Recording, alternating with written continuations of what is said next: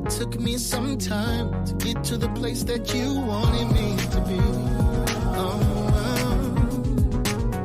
I know it was never you. I just needed to work on me. Oh yeah, you look so good, girl. What? We live together. You already know she gonna tell. That's what the street said? Just the streets is talking. Street said that. How was that? How do you feel dating multiple women, beautiful women in the house? It was cool. She was cool.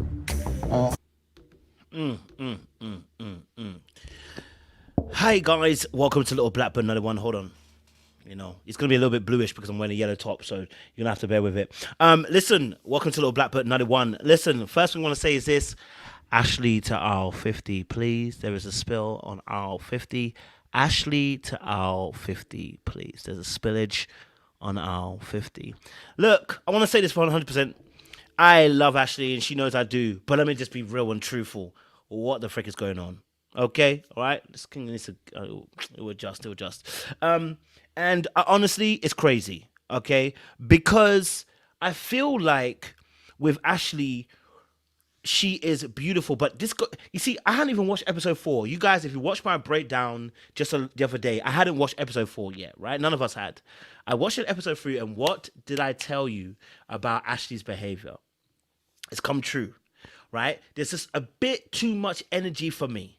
And I feel like what's happening, I think what's happening on this situation with Ashley is that she's not fully healed just yet, right? She's been doing some healing work, but she's not fully there yet, right? She's been doing some healing work, but she's not quite there yet. And I feel like because she's not quite there yet, she's in that place, that place I always tell you guys about when you're finding your balance, where she's learning that she has to put herself first, but she's now putting herself first too much, where she doesn't have a good balance. She's gone to either extreme. And what that means is that she's still trying to find her balance in terms of healing. She's just not all the way there yet. Okay? She's just not all the way there yet. All right. So Ashley is trying to find her particular place, her particular, balance in some shape or form. Right. And unfortunately, she hasn't found it just yet. And so what we're seeing is the journey of Ashley, where she is trying to find her middle ground. I'm not angry at her. I'm not even disappointed. It's simply a case of somebody needs time to heal. She's not fully there yet. That's all. She's not fully there yet. That's all. Listen, she's not fully there yet. She's still got a little bit more work to do because she hasn't found that middle ground yet. So, unfortunately, watching her on this episode, it did hurt to see her in that way because she came off a little bit strong. Didn't give the brother a chance. We saw her with a text situation. She's almost overcorrecting. That's the problem she's having right now. She's overcorrecting. And that is something that happens when you are trying to find your footing and your place. It will get there. Okay? It does eventually get there. And she will hopefully be able to find that middle ground eventually. Okay? I think also situation, Zadia with Cameron. I mean, I'm starting to like Zadia and Cameron. I liked it. I liked Zadia and Cameron. On this episode, I saw more of Zadia, being a bit more, being a bit more energetic with Cameron, being a bit more open. I'm still waiting for a little bit more of the free-flowing, flirtatious behavior from Zadia. I haven't really got it just yet, but I feel like we're seeing a bit more from Zadia with Cameron, and I'm kind of happy for it, right? At the moment, you know what I'm saying? Then we've also got Sharice, and let me just say this now. If ever I thought Sharice was about material wealth, today was the day that I just knew. I mean, listen, let me be honest with you. I gotta ask a question. Sharice, what is it about Maurice? Let me tell you what it is. It's them Gucci slippers he was wearing with them well pedicured toes. Okay? It was them pedicured toes in those Gucci slippers. Okay? All right? If it smells like money, then it's gotta make sense to Sharice. Sharice, us, and all it's given is Sharice. All she cares about is money. Now, I'm not saying that's necessarily her, but the show is showing her to be like all she cares about is money. You know what I mean? That's all it's kind of showing right now, which is kind of a shame. Um, and then also as well, Vanisha and Jabari situation, right? So Vanisha had a conversation with Gary. I really hope she goes for Gary. Did she choose? Did she choose Jabari again over Gary? I think I missed it. I'm sorry. I do. I think I missed that last part. I don't know. I think Vanisha chose Jabari over Gary. I want to be very honest with you. Okay, Vanisha, what are you doing? What are you doing? This would have been a great time to change because as much as the vibe is with Jabari, you know financially he's not on your level. Jabari has a habit of going after women who are not on his financial level in the past few years. And sis, you are not on his level. And so unfortunately, even though he may give you the vibe, he's not giving me somebody that's going to be a good partner for her, even if he doesn't make good money. I'm not getting that sense of energy because already he's trying to lock her down in when she said I want to go through the process. He's already trying to lock it down as in he wants it to just be him, and he knows she's on the process. So why are you trying to lock it down? And I'm telling you, listen, that is not going to work in long term. It's going to cause an issue. So for me personally, I'm looking at Vern. I'm saying Vern, Gary would have been more your speed. He is somebody who would have made it work, but she didn't choose him. So we have to kind of maneuver that. But listen, if you're new to the channel, we're going to have a super panel. I can see my people behind the scenes. We're about to have a super panel for you guys and discuss the latest Ready to Love, Ready to Move. If you're new to the channel, like, share, subscribe, click on the bell button for notification of the uploads as well. There's 200 people in the room. I would love for you guys to get 200 likes. 200 people in the room. Let's get them likes up as well. Don't be afraid to press that like button if you haven't done so already. And share this live with somebody who watches Ready to Love, Ready to Move as well. And if you haven't done so, subscribe. Okay, all right, subscribe. Okay, all right, okay, subscribe. And if you haven't done so already, I've seen that you guys have been doing it. The memberships keep joining. It's £1, $1. We already have I think over 150 people signed in for the membership. So great, appreciate that. Let's keep it going so you can have more people at the membership lives every 3 weeks on a Tuesday as well. Okay, all right. So let's get that show going. Okay, all right. So I'm gonna get my panelists up and I'm gonna sort out my lights because I think it's a little bit bluish. I need a bit more natural light coming in the room. So I've got my panelists, Seaway, Sean, and Jay. And you already know, baby. Okay. You know what I'm saying? I see a couple things there. Get me? I see Sean with the background looking like Sean he's still back in in Jamaica. witness protection. You still in Yeah, Jamaica, Sean? baby. You still in Jamaica? Yes. I didn't want to come home. Yeah, baby. You already know what it is. Okay. Listen, this episode was an interesting one. Of course, the most obvious part was that Ashley's quite emotional responses. Hello, Jay. I love the hair. Let me stay on my side. Love, whoa, Coach, find your words. So anyway, back to what I was saying. So obviously Ashley had quite an emotional response in the situation. And she kind of had this kind of up and down kind of energy, but her actual dating with Kristen and then obviously letting go of what's the name? Donnie. What's the name? Donnie's name was Delaney. Donnie, something with a D in it. Donovan. Donnie.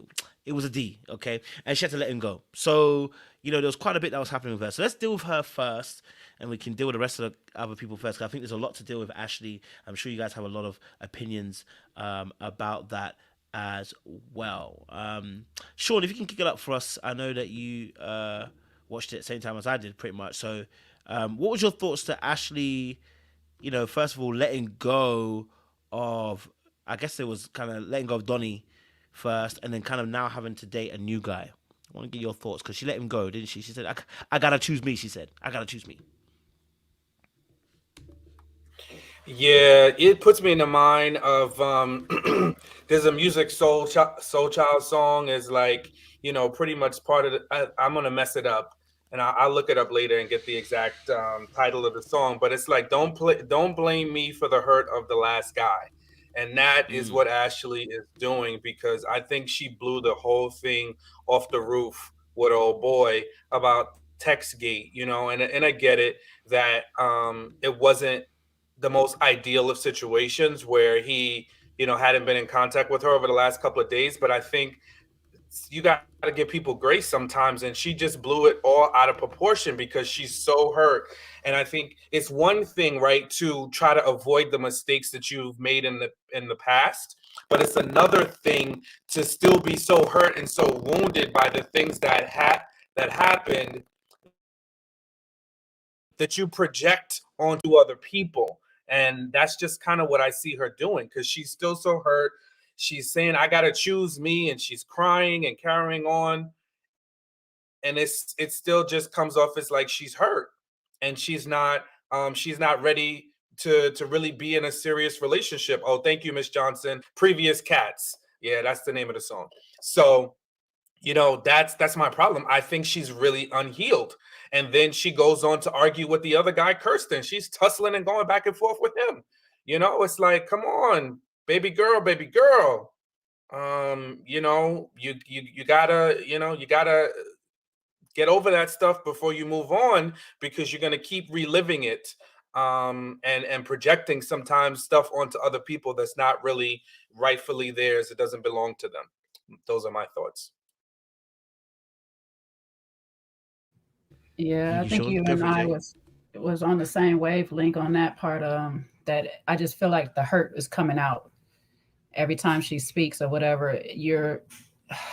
What I was thinking when I first said this, I was like, people do this so often that they build this hurt from previous relationships that the next person comes along, automatically they don't get no chances. They don't get none of these, they don't get the grace. They don't get to go forward, because now I have to protect me. I gotta watch out. And it's like, you can't protect yourself from love.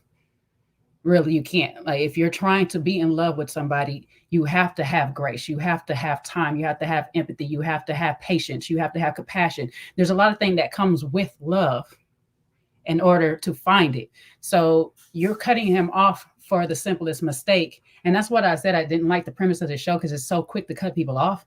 But you're cutting them off for a simple mistake when he's genuinely tell you, I'm sorry, I apologize, I will not let it happen again.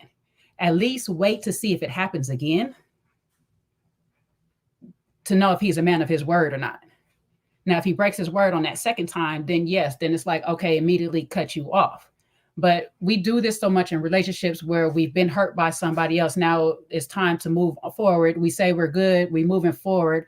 And as soon as we try to move forward, somebody say the wrong thing or breathe wrong, nope, I don't want them. I don't want them. And so you keep just saying no to everybody that comes along. Then you set yourself up for that one person who's just going to talk everything good up front. You're going to give them all the yeses. And on the back end, they're going to be the ones that actually really hurt you.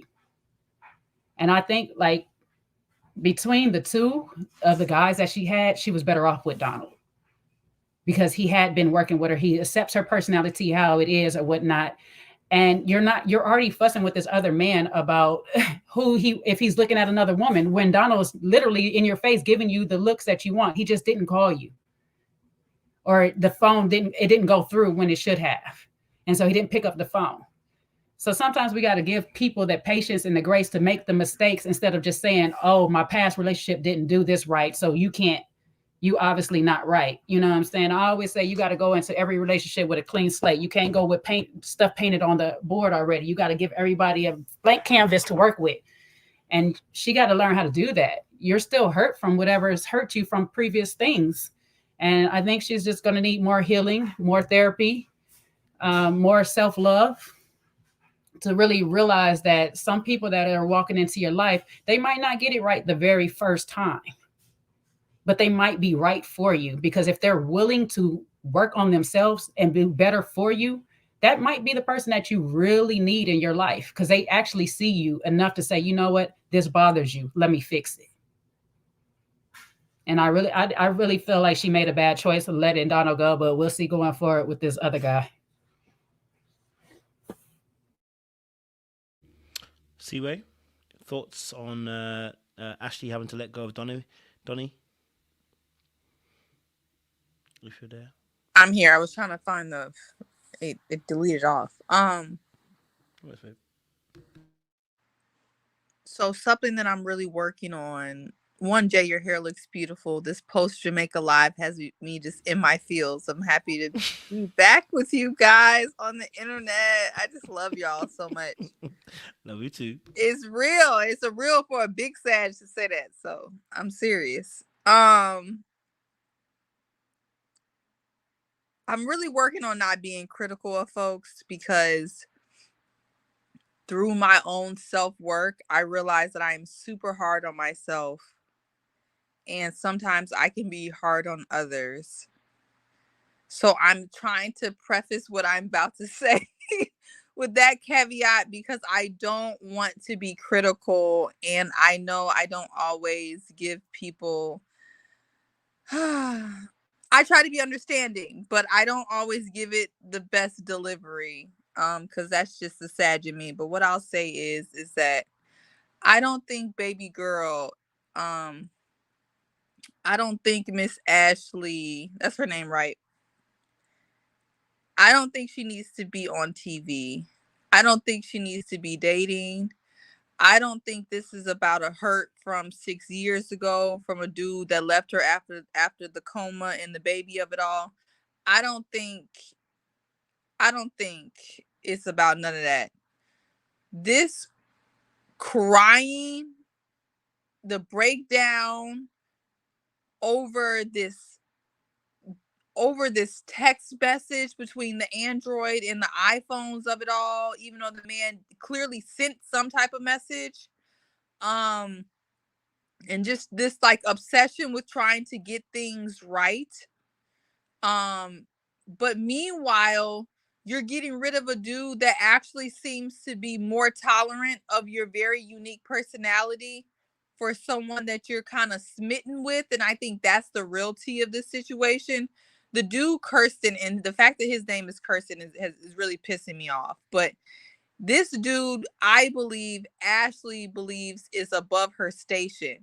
And I believe that she believes that Donald is below her station. And then Donald had the audacity not to text her back. And because of that, she got rid of Donald, who she doesn't believe is actually good enough for her, and is going for Mr. Kirsten, who she believes is actually better than her. And that's the reason why she's so obsessed about the Zadia of it all. And I think that's the backdrop of why she actually got rid of Donald.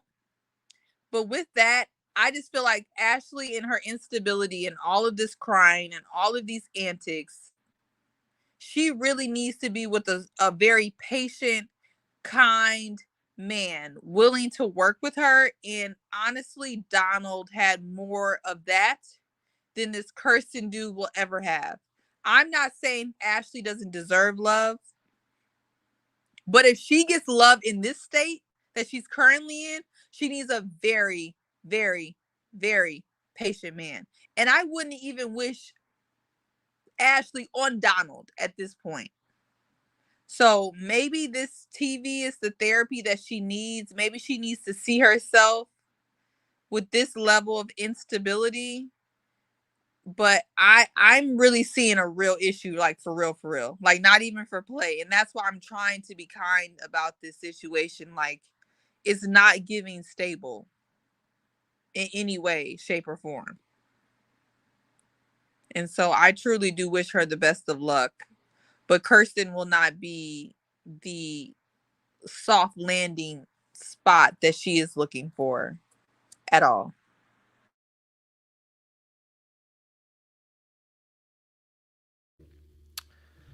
Yeah, it's a new era when the Seaway's dropping the bars like that. Listen, I definitely can take into account what you're saying, Seaway and Jay and Sean. I'll keep my response a bit short because I want to do a separate video for her. But I definitely feel like, I'm gonna take a different course because I believe that there is some past pain there for her. I feel like she is. I think there's a pain of rejection there, and I feel like that when she's dealing with these men, Donald Donald specifically, you know, when she was saying, "Oh, I've got to choose me." Basically, what she's trying to do, she's actually trying to rewrite history. She's trying to practice changing how her results come out. Unfortunately, because she hasn't found her balance in her healed state just as yet, she's prematurely cut off the guy actually that she could have potentially seen a bit longer and seen if this could have worked. Because when you read the situation for what it really is, she's actually overestimated the situation. The brother did text you, right? He texted you 3 times and it didn't go through. But she couldn't hold that thought process because in her head, and this is where something when, like I said, when you find your balance from healing from trauma, that you're able to react to situations in a different way. She couldn't get it out of her head. She locked into the idea that he didn't want her no more. And that he, if he really wanted her, he would have gone over and over and beyond. But that's because she hasn't realized that she's not balanced in her healing state. She's on the other end of the extreme. And so because she wants to choose herself, which is fine. You want to choose yourself. We're not going to say, no, you shouldn't choose yourself. And we shouldn't put yourself first. But she went to the other extreme where she was like, any little thing, I'm going to nuke it. You know what I mean? Any little thing that shows a sign of you might not want me, I'm going to get on it. And that is a part of, I believe, a part of that journey when you're learning how to be in the middle, when you're trying to heal from. And unfortunately, she just couldn't let go of that narrative, right? But I don't take away from what you're saying, Seaway, in terms of Donald being the lower and Kristen being the higher. I can see that too. You know what I mean? I think that plays into it as well. And I think when she went with, obviously, Kristen as well, I think what else was added is that, you're absolutely right. She was so liking this guy, and, she found him very attractive, and, found him, a good looking dude, and the energy was correct and everything as well. But again, she did the same thing with him, right? The moment she saw or she heard something, which, to be fair, on this occasion, there was a little bit of, I can understand a little bit of her, maybe not necessarily the reaction, but I understand why she might have wanted to speak about the situation, because the information was force-fed from someone else. So I can see, but she kind of did the same thing with him, right? And you saw how she overplayed her cards. Shh, I'm talking. It's like now she started to overplay her cards because she doesn't know the balance at the moment. You know what I mean? So I think we can take both sides here. I think we can say the top and the bottom. Yeah, Donald might have been her lower estimation and Kristen her top estimation. I can take that as well and add that also in as well. So, any other thoughts to that, the Donald situation with Ashley, before we talk about her and Kristen and her situation there? Yeah, I think similar to what you were saying in terms of just being balanced. I think that she's just so raw, and she doesn't realize it, but she talks about all she's done for people, and she just wants people. She's tired of that. That she doesn't realize that it doesn't make her perfect, and also sometimes the things you're doing are not things that people want you to do for them. They're things that you're doing because for whatever reason you want to do them. And I think some people have a hard time with things like that, where they say, oh, I had the best of intentions. You ever hear somebody that just says that? Meanwhile, they've pissed you off, or they've done something you didn't ask them to do, and they want you to be thankful to them. But it's like, hey, look, I never asked you to do that, by the way. Actually, you're pissing me off that you did it, because I didn't really want you to do it that way. You know what I mean? Like, maybe her love language are words of affirmation, because she's throwing words of affirmation all around. You're handsome, you're good looking, blah, blah, blah, blah, blah, blah. Everybody likes a compliment, but like when it's overly done like that, it can be off-putting. And I think sometimes probably with some of the tasks she's doing, because she mentioned it with old boy Alex, she was doing all these things, showing up to the hospital, doing all of this stuff. And it probably wasn't stuff that no one wanted him to do. When she mentioned the family being upset or not being the most receptive to her, yeah, because probably they didn't want you there, ma'am. And no offense, you were well intended, but it wasn't your role, and it's not what people wanted you to do. And then when it wasn't well received, your feelings were hurt. So sometimes you have to pull back. You can't give everybody 110% of you before you fully have vetted the situation out.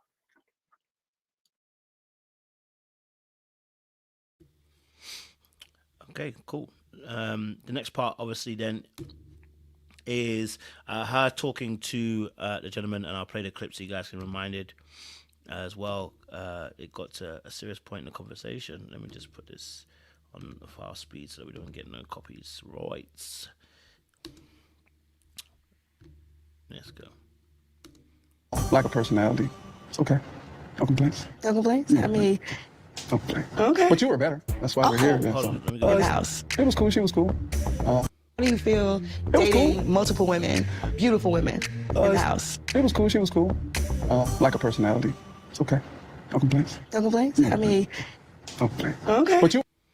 So her date with Kristen, she actually asked him about Zadia, and actually, just to narrate really quick what happened, she asked about his date with Zadia. He told her, "Listen, it was all cool, but I like our date better." And then she ended up then saying about him dating multiple people, and then trying to get him to home down on one date, about him dating exclusively, which I didn't get, because, baby, if two of you girls choose the same guy, I don't know what you thought. You know what I mean? He doesn't have a choice in the situation. But yeah, that's another word for another time.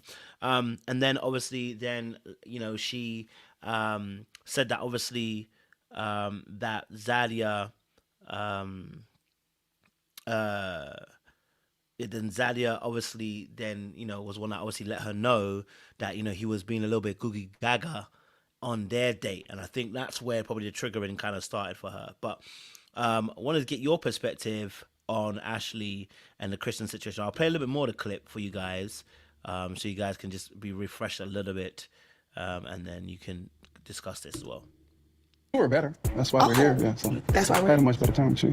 Good. Okay. I didn't know what happened with you and Zadia. I know everyone's a great catch, so I'm like, hey. You keep bringing Zadia. I have to. Why? She went on the date. Okay. No. But we're here. I get all of that, but at the end of the day, so I don't see if I'm that she's not here, though. Can we be here? I'm still here. Baby, yeah, it went left real quick. Who would like to go first in this one? Because this is a difficult one. This one's, yeah. Go for it. Oh, Jay, did you want to go? Go ahead. I'll go after you.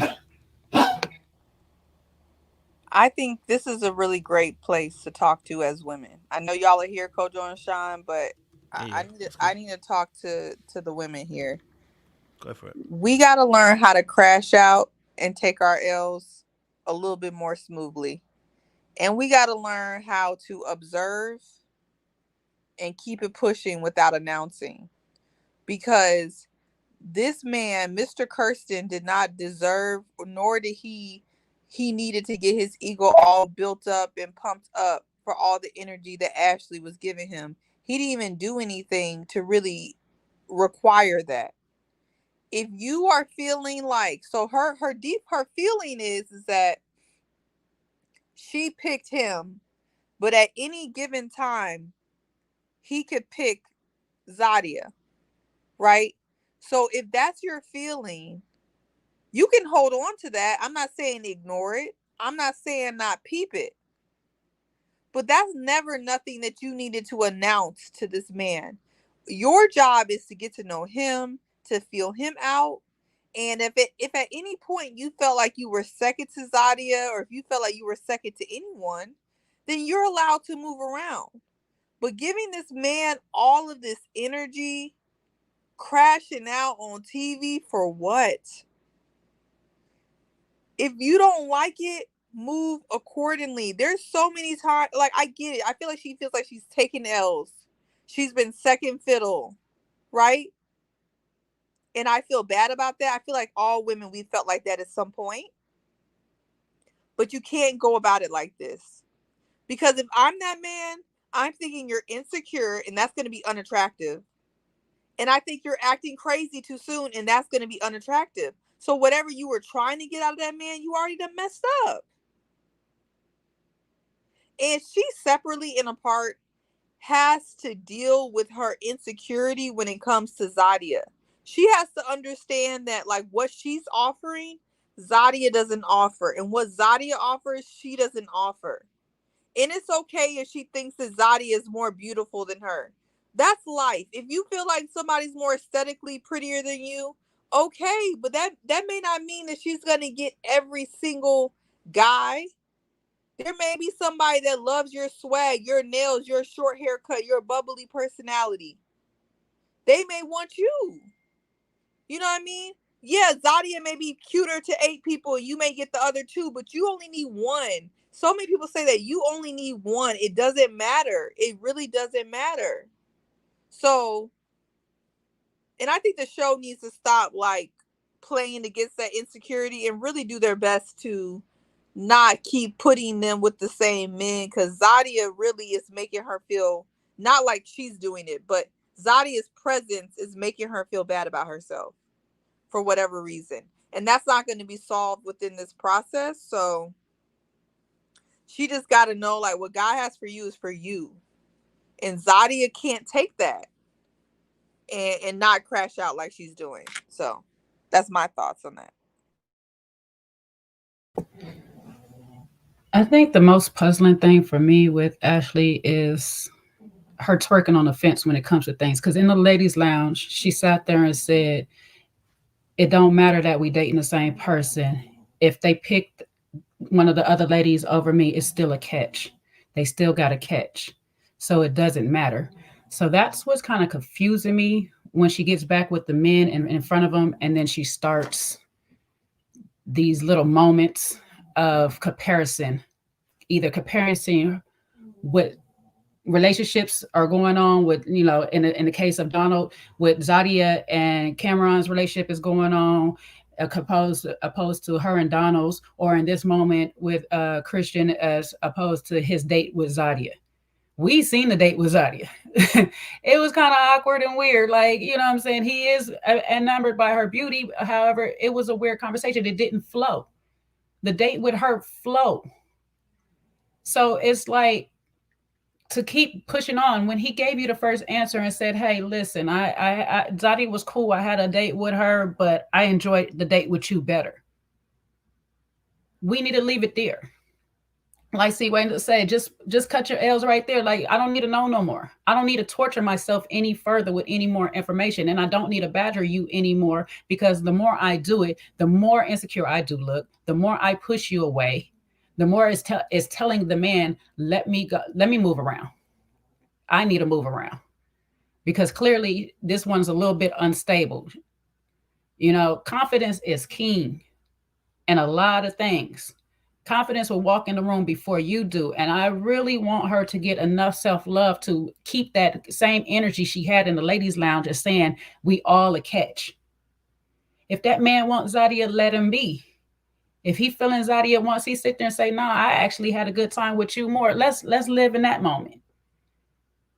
We need to stay in the moment. We got to stop killing the moments when we sit there and say, okay, well, we had the conversation, we done, we over it, I got what I needed from it. I don't need to come back 5 minutes later to sit there and say, but you know what about this?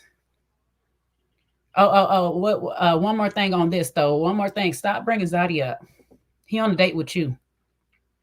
This is y'all date together. This is not you and her, Zadia and his date together. This is you and his date. That's all that matters right now. You're not going to be able to control his every whereabouts when he's not with you. So in the moments that you're with you, you need to be asking the right questions, paying attention to what he's doing and what he's saying in those moments. And when you have those little moments and y'all outings and all that, then you can watch how he moves. But right now, all you got is this moment to figure out who this man is, not figure out how much he's into Zadia. Unless you're vetting for Zadia, if that's what you're doing, that's a whole different thing. And if Zadia is telling you that she likes this man, that's a whole different thing too. But clearly it didn't seem like Zadia was trying to talk to him anymore. So he sounded like he was fair game. So if he was at all looking at her for a little bit, that's okay. Men going to look. You cannot control their eyes. That's what they do. That's what we all do. We all look. But you got to understand, if he's coming home and he's giving you the attention that you want, he's giving you the praises that you need, that's the man for you. And that's why I feel like you should have stayed with Donald, because Donald was actually looking at you. He wasn't worried about anybody else. Now you want to sit and fuss with this man, have this combative moment back and forth with him. basically telling him he's combative. But the funny thing is, it takes two people to be combative. So you're going toe to toe with him every little turn, telling him to hush and let you say your piece and what you got to say, when he's trying to tell you, I'm here with you. Let's just stay in this moment right now. Have a good time. Finish getting to know each other. You know what I'm saying? See if this works. You did all that. And then, that's what I'm saying. It's just so confusing with her, because you're going to put yourself in a scenario where you already feeding into your insecurities with Christian. And so you still choose him at the end instead of choosing somebody more secure because he failed to actually pick up the phone and call you, but he reached out to you. I don't know. I want more for Ashley, but she's at this point is she's hurting herself in this process. You know, she's literally shooting herself in the foot, and I don't know what to say to her anymore.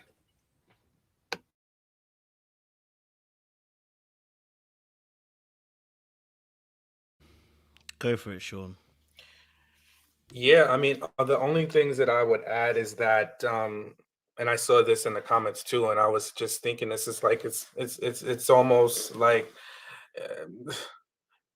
I don't know, maybe a little bit of self-sabotage, where it's easier to just kind of keep dismissing people and finding problems in some way versus being in a relationship, which, as we all know, are like mirrors. And I think she's scared. So I think that's part of it. Is like she really is scared to be hurt again. So she just finds these little things to just nitpick someone to death about. Because just like Jay mentioned, she had said earlier, like, I don't mind, because Tamika asked her, how do you feel about dating? You know, how do the ladies feel about dating the same guys? And her approach was, you know, listen, I don't mind. You know, it's somebody for one of us, right? It's no competition here. And now she's spinning out of control. And I don't think she can ever just relax and let the process be and enjoy the process and allow people to fully get to know her, because everything that I saw from Kirsten prior to this moment, he liked her. You know, I think he said that in the last episode, like, he liked her energy, he liked the bubbliness.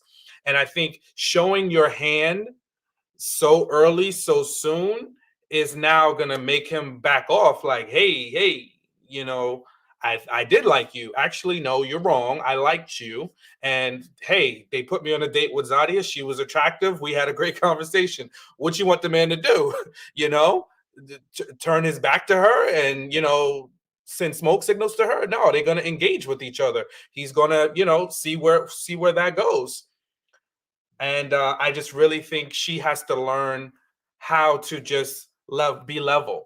You know, it's too erratic. The minute something she feels goes wrong, she's popped off. And I think that, you know, she just has to learn how to manage her emotions a lot better. We talk about men and managing our emotions and the danger of that. This is the flip side of it. She has to learn how to manage her emotions, how to deal with when she gets some information. How do I deal with that before I jump off the handle, especially so early without having all the facts? One thing, as I conclude, I did want to revisit that I noticed that Donald did wrong when they were talking, and it just popped into my head, was he made a promise. And sometimes we as men do this, and it's the worst thing. You should never do this in the world. He told her, I'm going to never make you cry. I'm never going to do that to you. I just, you know, he was like kind of spinning out of control. And I understand that sometimes when, you know, we see a woman crying or we see her in a fragile state, we just want to make it go all away. But you can never, never, never promise that to anybody. I'm going to, at some point, hurt you. I'm going to offend you. The hope is that it's never intentional and that it's something I can learn from, and, you know, we can build from there. But if I sit here, or if any man promises, oh, I'm never going to hurt you, baby girl, I'm never going to do it. No. Don't do that. That's the worst thing you could do. You're overplaying your hand, and you're making promises that you can never, ever keep, because we're all human. And she's going to hurt you just like she did in eliminating you so dismissively because of her own hurt and pain. So people do that. People make those mistakes. I just think we got to avoid things like that. Can I add on one thing to the women's side to that too? We as women got to stop asking questions if we're not really ready for the answers, or we don't know what we're going to do with the answer that come, because we tend to do that a lot. We ask questions, and then when the man start telling us their truths, we be erratic in our feelings or all emotional and stuff, and then we start acting out of that emotion, and we do some of these things like she keeps doing, where we keep going back to the same thing over and over, trying to look for a new answer when we already got one. We have to stick with that answer, be prepared for whatever answer that we're going to receive, and take that information and do what we will in a logical standpoint. I think we do that too much as women, we sit there and want to know all these truths, ask the man for the truth, he give us our truth, then we start badgering him for it or going at him about it or whatever. And so in turn, if this is your man for the long run, he don't want to tell you nothing no more. Every time now you want to ask him something, now he shut down, and now he's thinking of different things that are more suitable to what he believes you want, when you keep saying, I want the truth, I want the truth, I want the truth. Sometimes take people's truths when they give it to you, or don't ask at all. Just let it be. Live in your happy little blissful bubble, and just let things be where it is. And if you actually want the truth, be prepared to move accordingly to whatever that is.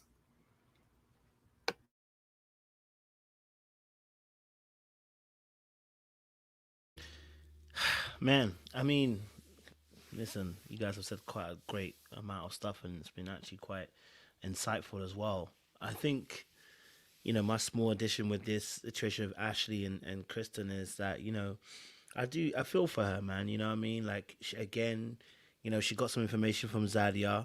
I want to be fair to her and say, I don't know what the frick Zadia said to her.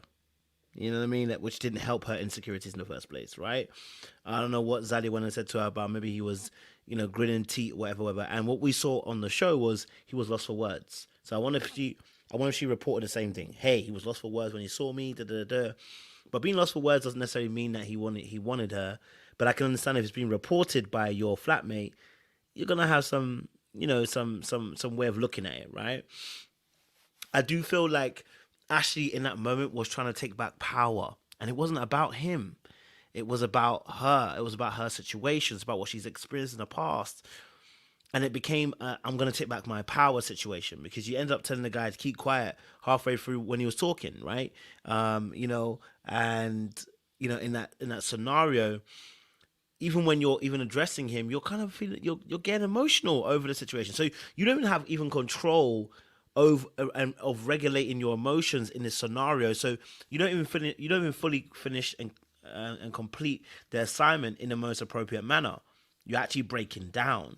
And again, that just shows the instability, I guess, in some aspect when it comes to Ashley and her emotions, and the work that needs to be done in order to make sure that she's comfortable, or should I say she's confident in able to address emotional situations without losing herself emotionally in the situation. I would understand that, she might have felt a little bit hurt by what Zadia had said and said about him, and him, on a date with the gentleman, and, might have been shining a bit too much teeth. But, again, it felt a little bit like the Donald situation too. It's like, I'm going to get ahead of the devil. And I do understand when you're not fully healed, you don't know what balance looks like. So getting ahead of the devil seems like to be the easiest thing. But sometimes you're just kind of like self-sabotaging, and you're jumping well ahead of yourself. And you're not actually choosing the right decision in that immediate moment. Yeah, I felt like in that scene that Ashley, you know, had a good vibe with him. She was getting on with him. They was doing good. And then simply the fact that she doesn't want him dating multiple people because she needs to be chosen, and she said in a cutscene or whatever, you know, about being chosen, and no one, basically, I can drop you whenever I need to drop you, and he heard that as well, and I was like, baby, what you don't realize is right now, this is not the balance you're looking for. It's the ego, and I need you to kind of see that as well. So it's a shame that she fell into that place of mindset.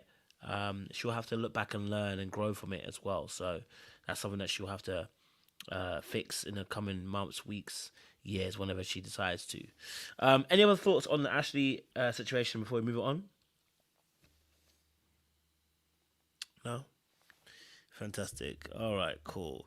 Well, let's talk a little bit about then Jabari and Vanisha, because she was on a date with Gary actually as well. So she was on a date with another gentleman, and it seemed like a really good date. Hold on, so let me get this up for you guys. It seemed like a really good date, really calm guy. He just seemed to be he's all about his ambition and everything like that. And it seemed to be, going quite well with Vanisha and Gary. I'm going to play a clip. Apologies, guys. I keep pressing it because I'm trying to get the clip to go up. Here we go. Let's play a little bit of the clip. So far, so good. Tell me about you. Well, I'm a father. I have two boys. One's 15, one is 14. Okay. You have any children? I have 3 daughters. 3 daughters, okay. 21, 18, and 15. Oh, okay. Wow. Yeah. Okay, cool. So what do you do for a living? I'm in transportation. All right, so Jabari, Vanisha, Gary situation. She ended up not choosing Gary and ended up choosing Jabari. Her and Jabari had some more conversations a little bit later as well. What's your thoughts on Vern, her dating with Jabari and Gary and Mike? I mean, Gary got sent home, unfortunately. It seemed like they had something going as well, with Gary. But Jabari again wins. And if you don't remember what Jabari said, he actually spoke about the fact that he felt like, he can't do the multiple dating. He said basically, hey, lock it down. That's what he said. He said basically, hey, lock it down. Ma'am, lock it down. That's what he basically told Vanisha. He said, if there's 2, I'm not the 2, I'm the 1. So I'm going to need you to lock it down, right? And even though Vern said she's going to respect her process, she's going to keep it that way, old boy still didn't hear that and was looking for Vern to shut it all the way down. So I want to get your thoughts on that as well, because I thought that was quite interesting that he wanted her to kind of not date anyone else except him. So what's your thoughts? What's your thoughts, guys? What's your thoughts? Jabari, Vern, what's your thoughts? Lock it all the way down. What's your thoughts? I don't know, rush at once. Well, I'm just a little upset that old boy couldn't have a pool table in the man cave. I know he got eliminated, but I mean, goddamn, Vern. She was like, no. Just hitting him with the Destiny's Child. I didn't understand that. That kind of made me upset. I still have some past trauma from my man cave that I had to tussle about. So I don't understand. Like, why can't he have a pool table? But other than that, I fast forward to Jabari and Vern. I don't know. I mean, you would think that she, the idea of this is to settle in with one person. And he seems to be very intentional with her and what she, and what he wants. But look, I guess she's not that sold on him so early. So she's telling him to move around. Look, you ain't got but one time to tell me to move around. So I mean, God bless Here you. you go. He must really like it. Here you go. Look, you got but one time to tell me to move around, and I will do just so.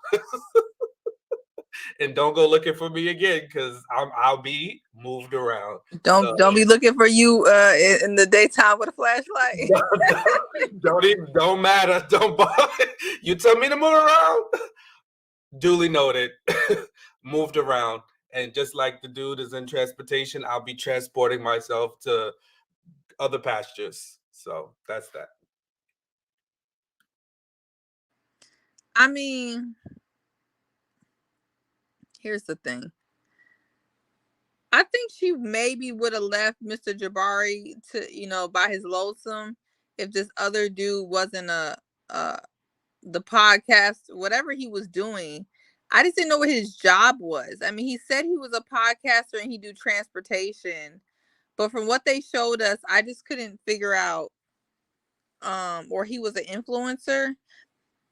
I don't know. I just couldn't figure out what his job was. And I wasn't going to leave Mr. Jabari for a 45, 50-year-old influencer. I don't know how old that man was, but I'm just not going to do that. So,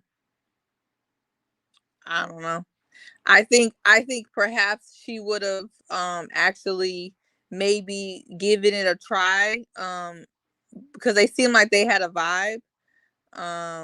Body. You said what? Somebody said something? Oh, I heard No, something. It was the sorry, clip. it's my phone. It's a Oh clip yeah. behind. So I think that's what it is. But as far as it relates to him, I get that it's your natural inclination to want to lock a woman down as a man if you're really interested and you don't need to see anything else. But I do think it's a bit weird that she's going out of her way to tell you that she needs to see this out. And he seems to have a lot of, he seems to disregard what she needs for her. Um, and yeah, Jabari is fun with no funds. He sure is because he also seems real eager to lock her down because he want to split rent and he want to go 50-50. He gives me a 50-50 warrior. And I think he want to go ahead and split them checks. He kind of remind me of Mr. Izzy off of Love is Blind. It's like, why are you so eager, sir? Are you eager to split some rent with me? And I think Vanisha knows that. So she basically is saying that I'll consider you, but calm down because you ain't got no money no way. That's what I got. He giving that though. He definitely giving 50-50 warrior energy. No bueno. Listen, most of my gripe is for Jabari out of everybody because you came on the show knowing that the women is going to be dating multiple people. And so the nerve of you to tell her not to go through her process or whatnot, like, you need to just keep coming with some stuff to make her keep choosing you. And I know you feel some type of way of telling her that you 50-50, so now you in your worried bag or whatever. But that's on you. You signed up for this show. This is what you were supposed to do. You gotta sit tight and let her go explore her options. We don't need her to be another Joelle. We don't. So allow that lady to go on and do what she got to do. Like she said, she already did make this mistake before. She don't need to make it again. And low key, she is making it again. However, she just haven't had nobody that just kind of knocked Jabari out the box just yet. I was kind of confused that it didn't happen with, what was it, Walter, the music producer? I figured it might have happened with him.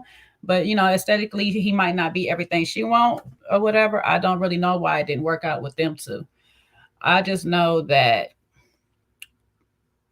it's sounding like Jabari is not going to be able to continue to let her live her lifestyle at the same time, have her rest more in her femininity the way she wants to or whatnot. And we'll see when next week when the people come and that little episode or whatever about women having to cook and all this stuff, and you want the 50-50 life and you want her to come home from working and then come cook and all that.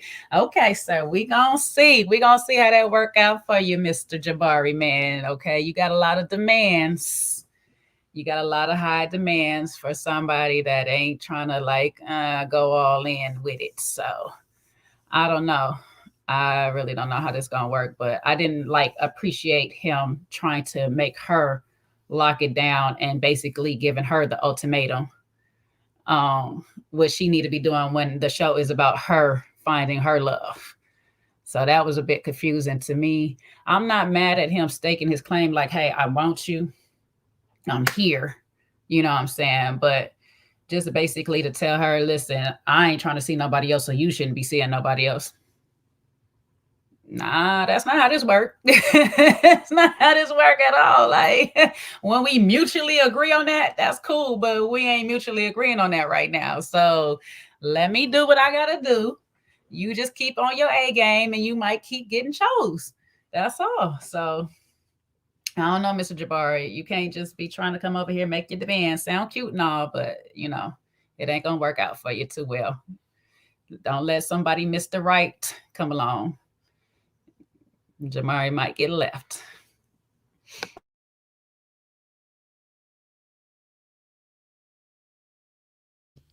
Go for it, Sean. Yeah, no, I get it 100%. So I think that the Vern is the only one that I kind of think is somewhat managing the process. Although I think the other dude, what's the other guy that she wanted? The bald brother. Um, I think he was like a master barber or barber. He owned a barber shop or what have you. They seem to have a lot more in common. The entrepreneurial lifestyle. He's stable. And I think she just went right back over there to Jabari. Whereas I don't know if correct is he totally out the picture now, Walter, or will she continue to, is he an option, or is That's that confuses me. That's the lost part on this show. Is like once they done, is they really done, or can you come back? I don't know, Sean. I don't know. Yeah, because if she totally dismissed that guy to move forward with Jabari, then she's just talking loud and not saying nothing. Because then to me, you better off just keeping quiet when he's making, his assertions of wanting to be with you.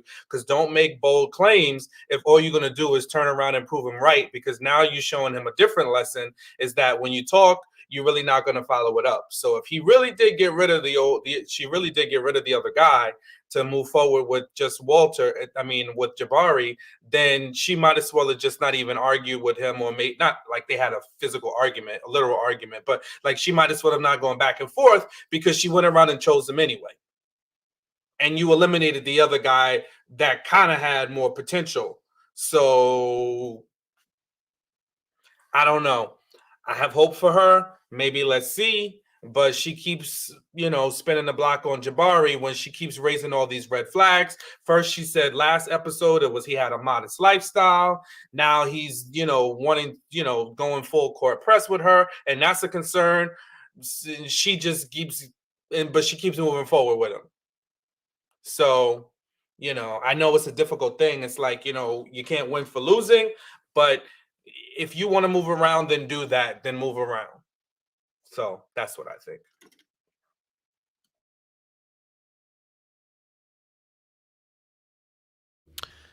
Yeah, listen, I think, with Vern, I think she got a little bit sucked and drawn into her usual type. I think she's doing a bit better than she normally would, that she has done in the past. She just hasn't completed the mission all the way through. Because I think Jabari at this point needs to get off the next stop, right? It should have been the previous stop, but you haven't done it. Okay, next stop, baby. Yeah, take him off. Yeah, next stop. And the reason why, again, is because, I think that she did miss out on the Walter guy. He seemed very sensible, very stable. And that should have been the pick. It should have been Walt. It should have been Jabari. Thank you. It's been good. I know I got some sexual chemistry with you, but I'm here to find the person I can love. On to the next one. Then it continued with Walter, and if you felt that Walter wasn't it, you release Walter into the wilderness too. That's what the show is giving you the ability to do.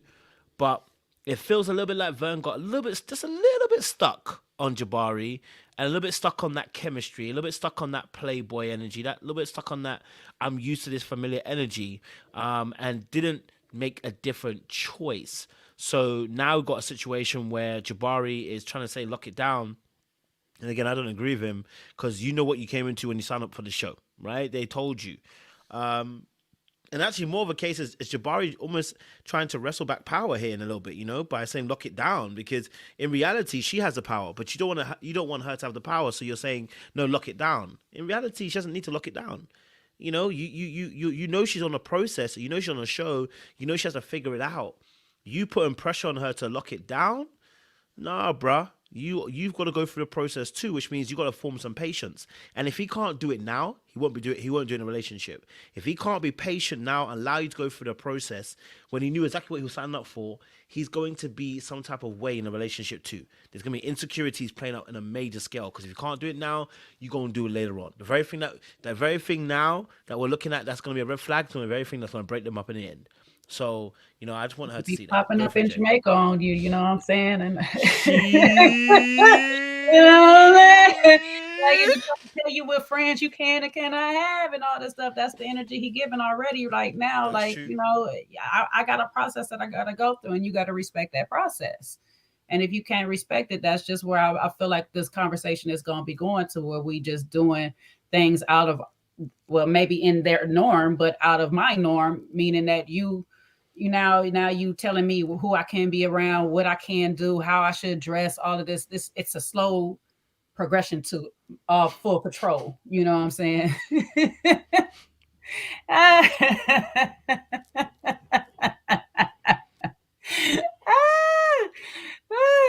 Child, listen, you got to be there to know. Everybody was not invited. Sorry, Sandria, is not nothing to you, sweetie, but there's somebody else in my camp that was not invited, and I was not happy about it. So there it is.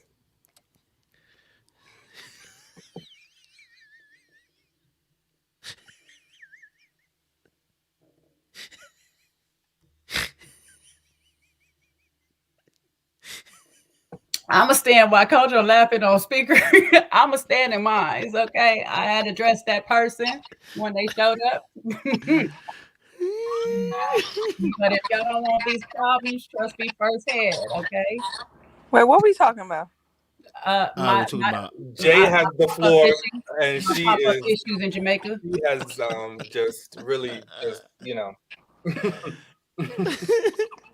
She said it don't matter. It don't matter. Oh my goodness. My popped up issues in Jamaica, the people that popped up in my camp. That's where Jabari is leading himself down in Vanisha's life. Oh, that pop up. Okay, that was interesting. Mm-hmm. That was really interesting. Well. Yeah. Well, the producers missed out on our trip, unfortunately. Free content.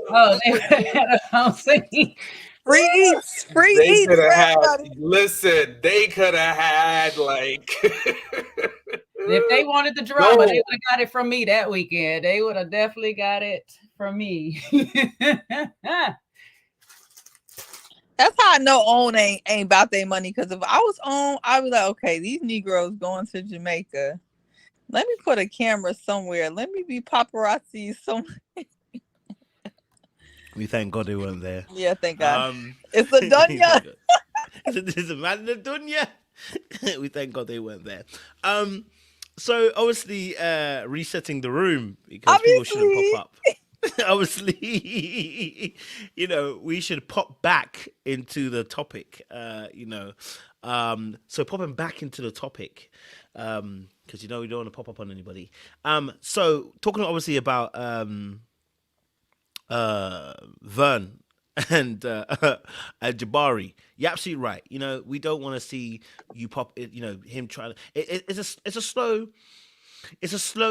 kind of like, I don't even say slow, but it can be a precursor to what you're going to see in a relationship. And I think someone put it in the chat. Vern might think she's in control, but you date this guy, the control slowly creeps up on you.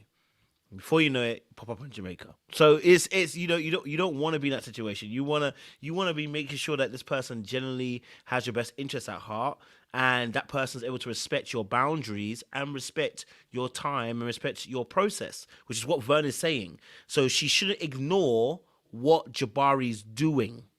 What Jabari's doing, she shouldn't ignore that he is slightly trying to evade the process and trying to make her speed up her answer. Because that's what he will do in a relationship too.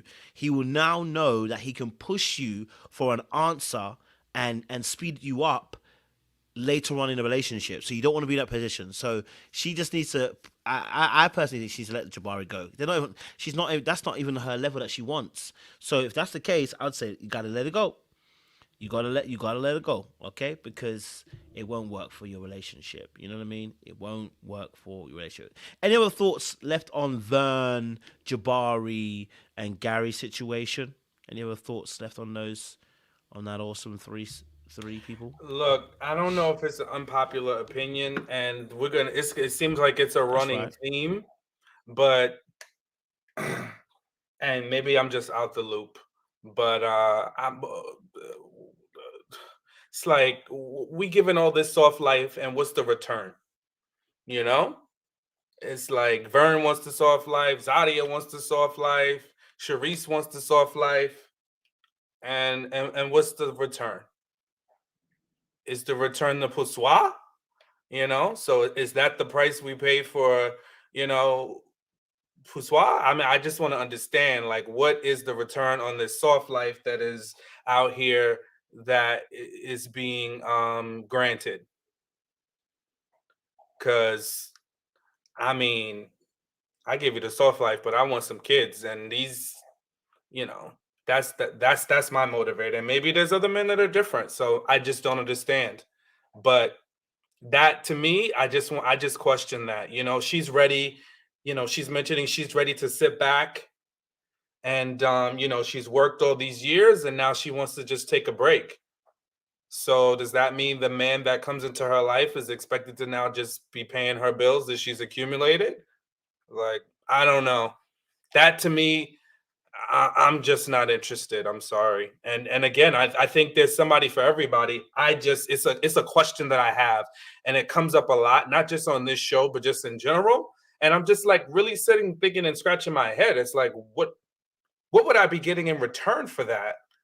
To, you know, to be just completely taking care of you financially. So, just a thought. Is this a real question? Oh, it's a legit question. Because I feel like you trolling. What? How am I trolling? Oh, okay, so if this is a real question, I guess I would say, I wasn't sure if you were being serious or not. I think the return of the soft life is getting a soft woman. I mean, I think that is your return. If you're giving, and soft life is relative, right? Like, I mean, people have different levels of what soft life is, what put up is, you know. But if for you, I guess you're saying kids, but let's just say kids off the table. If everyone's at their later stage in life, if you have a woman that, you know, you are lightening her load and giving her a softer life, in return, you're getting a softer, sweeter, more, you know, delicate woman that's able to be, you know, that for you, and not stressed and overwhelmed and going to work and balancing a business and doing all of that. So, I mean, I think that's the return. I ain't seen nobody that looks like they giving any of that on this show just yet. Well, I don't think Renisha's got a chance to live the soft life yet. Seems like she's been doing everything by herself her entire life. So I don't even know if she knows what that looks like. Exactly. So she wants it, and then my return can be a softer woman, but she's never been that, so she's just going to morph into that. It's possible. I That's started a working risk. for 3 months last year, and I turned into Susie Homemaker. And when I start back working, that switch the hell off. So look, if I can do it, you can do it. We all can do it. Okay. There you go. Well, I'll say it like this: if these men got Zadia grinning and cheesing the way that we got, that's a softer Zadia than we seen. There's something there. So I don't know. It can be done. I don't appreciate Sean laughing at me like I told a joke. I ain't told no joke. You said you turned into Susie Homemaker. I did. I was washing clothes, not just mine. I was doing everybody's laundry. I was doing dishes. I was cleaning. I was kind. You was smart. It was nice. You were cooking meals 3-4 times a week. Yeah, I was running outside. I was going to the cleaners. Man, I was getting my nails done during the day. Wait, what they got to do with anything? What was he getting out of this? Apart from money loss. You are out of control. And I was the nicest I've ever been. Okay. So I'm glad to know where the bar is set at. Okay. Anyway, were you making high vibrational plates or low vibrational plates? No, it was high vibrational plates. On paper plates, or you got real china? No, I was actually using the real dishes. I don't even believe in that. Oh, so you was ordering the takeout and put it on the plate yourself? No, I wouldn't do that. That's cap. I wouldn't do that. No, I was actually cooking. So you're cooking from scratch. Yes. The thing is, I've always been capable. I just don't have time. But like the point is that when you have time, and really all you have to think about is self-improvement and improvement of the relationship and your partner, you really like the soft life really be better for everyone. That little experiment, I'm gonna call it experiment because the issue is not realistic in a capitalistic high inflation America, right? That's true. But like that little like experiment of being able to like just not work and really just be, I don't know, just be, it was very different. I talk about that all the time. The people who met me last year, I was in my soft life era. I was not working. I was so happy. It was so different. And so I wish happy that too for if I women. wasn't working. No, but here's a real question, C-Way. What is it that y'all want in return for the soft life? Because y'all like to be like, what do we get in return? What do you want?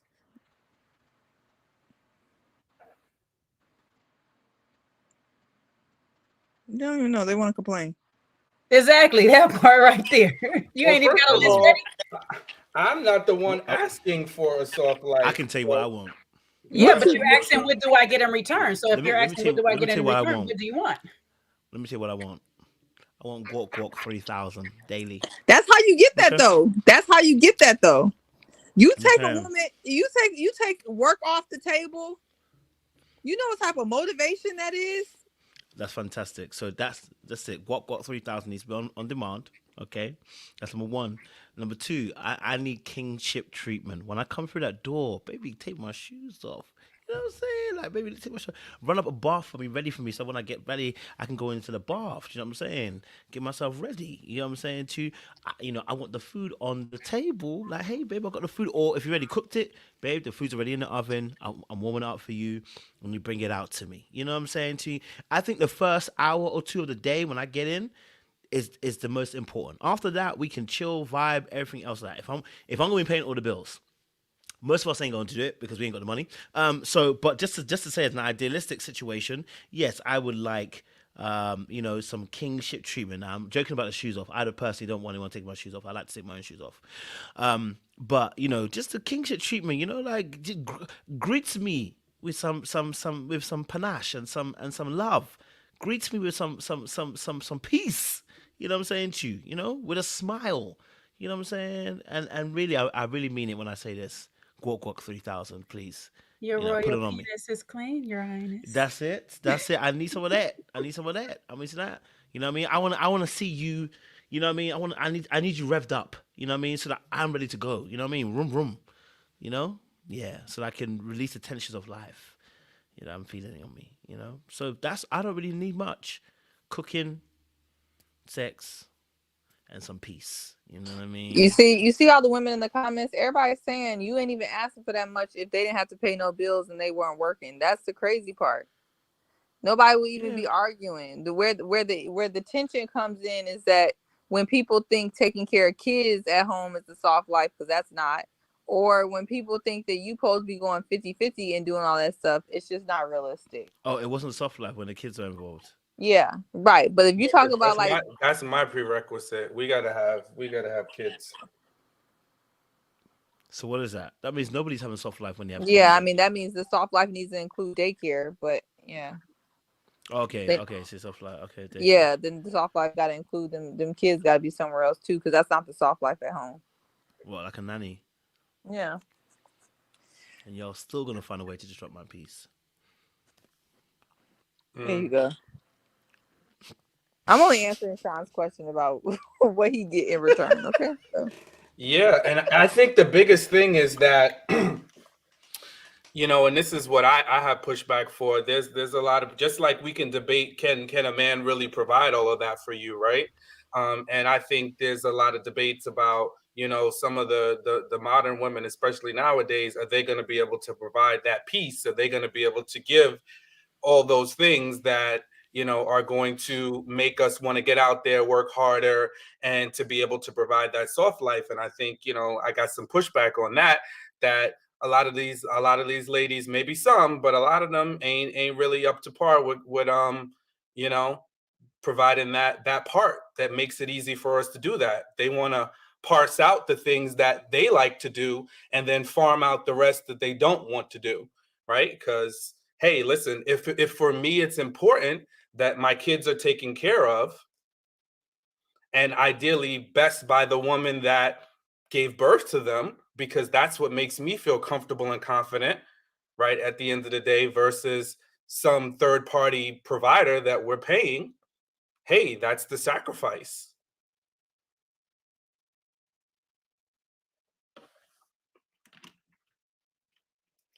Oh, thank you, Dale Music, because Zadia, and another thing that made me think of that was that comment that she made, that millennial traditionalist.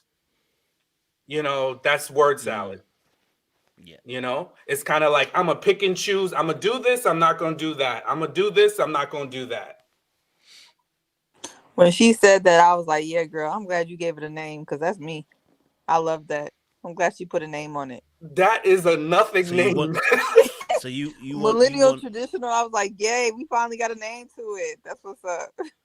so you want the provider, but you want to be able to work whenever you want, basically, in a sense, earn your own money and stuff. Oh no, that's not that far.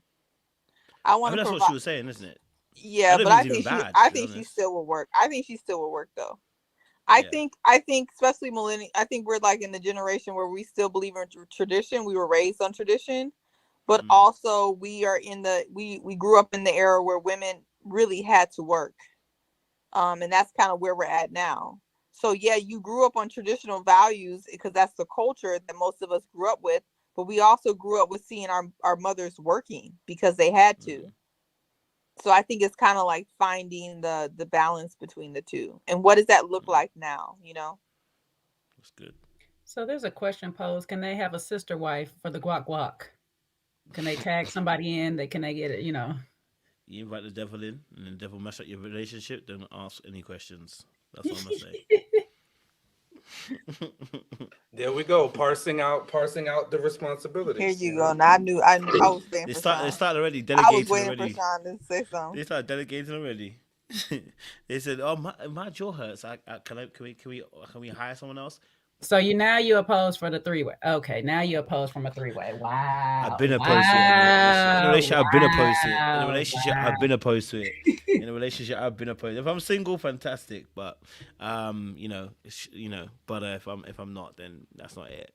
But I mean, I would say I think again, like I said, this is obviously coming back to gender roles and all that kind of stuff again. And of course, everyone has to work with whatever works for them in their relationship. Do you know what I'm saying? So it's not a one size fits all. I would say that that I think even that situation where you're talking about what works for your relationship in terms of whether it's going to be all provider, part provider, or whatever. I just think you have to have a conversation, you know what I mean, with your partner and find out what works best for you. And in an ideal world, I can see how not working is going to create the most feminine woman that you're going to get, and I'm not mad at it. That's just the reality. The idealist situation we'd love to have is someone who doesn't have to work at all. And there are pros and there are cons to that, because if in order to supply that lifestyle, I've got to work a lot more. Oftentimes, now I know some people are gonna say, residual income, da da da da. It's a lie. Don't let anybody lie to you. Okay, there are very few people in this world that can earn millions of monies and not have to spend time keeping check of that millions of monies. You understand what I'm saying to you? There's very few people in the world. Everyone else, no matter how much money they make, they are keeping tabs on the money they're making.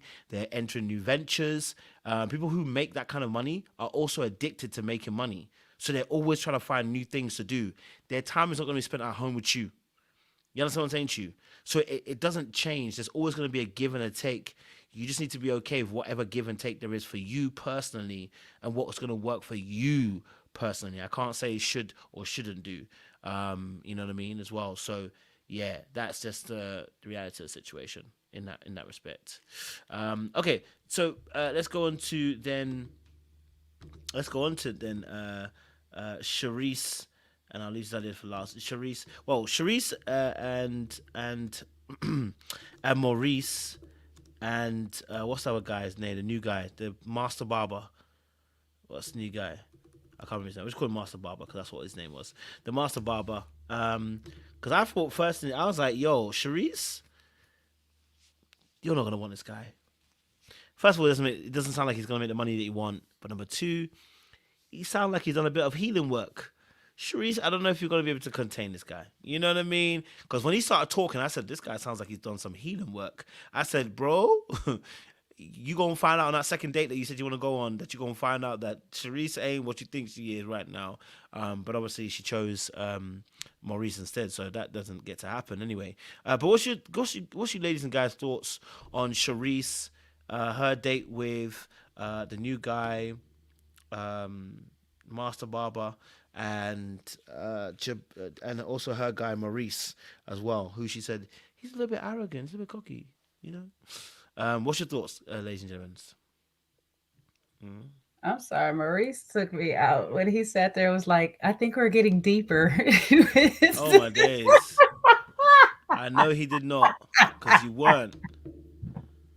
It's all the time we're spending together. I said, say what now?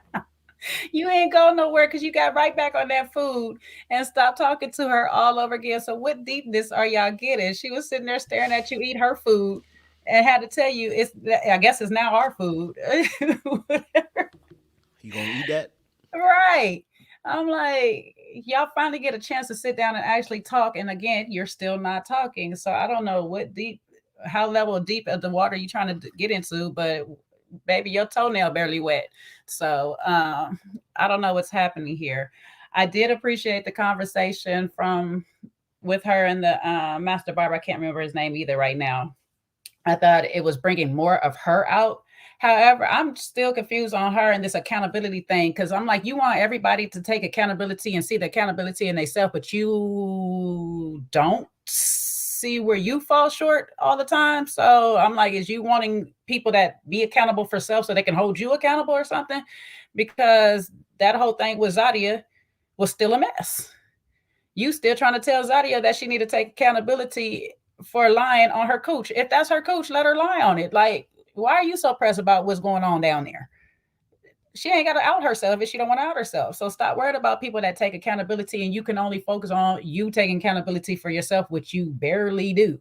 So I didn't get that, but I was like, she was impressed by this man because, you know, he understood his faults in his previous relationship. I can't remember. Did he say he had kids or not?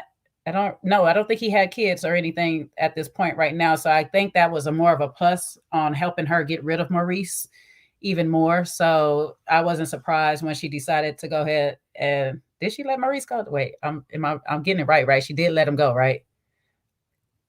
She did let him go? Or no? I think she did, right? Okay, I'm just making sure. Did she not let Maurice go? No. She kept Maurice. Oh, Lord. I was confused whether she let him go or not, too. I didn't know what she did. Oh, Lord Jesus. Okay, never mind. I don't know where I'm going with this anymore. So y'all go ahead and go from here, because she just blew me with that when she didn't let him go. Wow. Okay. All right. Did she determine this episode? Because I think there's some things, I don't think she made the choice like this episode, if I remember. Maybe I'm remembering it wrong. Was she the last one? She was the last one at the end. That's what somebody said. A couple of people said, I don't think they like made a determination. Oh, okay. Okay. Yeah, I was like, so I hope she let him go. Yeah. I hope she let him go and stay with this guy, because, you know, she's already having a person for something and stuff. So yeah, I'll end there. But yeah, Sharice, you're a lot to work on. So yeah, and I want to just clarify, because I had confused it, because all the guys shuffling, the moving all around, the reverse Uno they keep doing. I thought that the Master Barber was with Vern, and that wasn't the Master Barber. Sharice had the date with the Master Barber. But I think that, and this goes back to, and I know Kojo, we kind of talked a little bit about Deborah from Married 10 Years. And look, I have to agree with her on this one. I can't even state it like it's my own opinion. I feel like when she just mentioned a valid point, like she keeps wanting more and more from Maurice. Like, I want him to talk more. What are you saying? Like, what are you talking about? What have we heard from you? You so busy talking about what he ain't talking about, but what you talking about? And I had to think about it. I'm like, she ain't talking about nothing. We haven't heard her say much of anything other than tussling with Zadia about who opened the door at 6 o'clock in the morning and what Zadia was doing with her time. And it's like, to me, that's more of the same, where we haven't seen progress. And yes, I was glad that Sharice came to Zadia and had that conversation. I'm like, thank God. Can we just bury the hatchet already and move on with this unnecessary argument? Because it was ridiculous. But the both of them are so similar. They still couldn't even find a reasonable conclusion to that. They still had to, but at least they both said their versions of apologies. So I'm glad about that. Sharice, I really am confused. And she's another reason that question came to my mind, because I still don't understand what would be the value in what does she express that there's the value in being in a relationship with her, and what is she going to come to I hate this word, I know it's triggering, but what is she coming to the relationship with? Like, what is a man that's going to be like, oh yes, this is what I want to risk it all for, this is what I want to put all my money on the line for? Because listen, most of us men, and listen, I'm not saying I'm anybody's millionaire, but I'm successful in my own right. There has to be a cost benefit analysis when we're thinking about what you want us to do versus what we need to do to be with you. So I just want to understand, and just pretty ain't cutting it. I'm sorry. I know a lot of ladies think, oh, I'm beautiful. Yeah, that's great. But beauty doesn't lighten the load when I walk through the doors. So I just need to hear it from her. I need to see some lightness. I need to see the ability to even provide. How do you compromise? How do you deal with conflict? And everything that we see, you don't deal with it well. And you actually are not self-reflective, where you are always pointing outward at everyone else. You're busy talking about, he don't talk, he's boring, the guys in the past don't talk. You fussing and tussling with Zadia. You can't just let it go. That to me is not somebody that's going to be light and energy and fluffy and making me feel good when I get home. I'm sorry.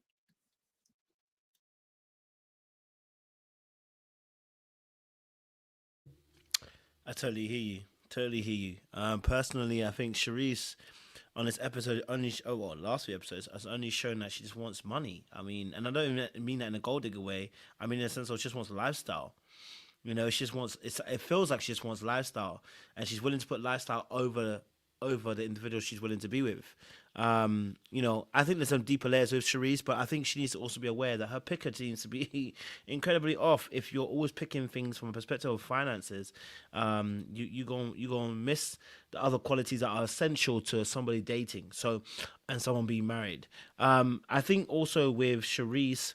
Her beef with Zadia, for me personally, now we probably end up talking about this anyway a little bit later, but her beef with Zadia, again on this episode, okay, you apologized, said one little apology, and then you're frustrated because you're being challenged again when they're asking you, and when she's telling you, hey, look, this hurt my feelings, you're like, well, I'm not talking about this again. Oh, okay, Sharice.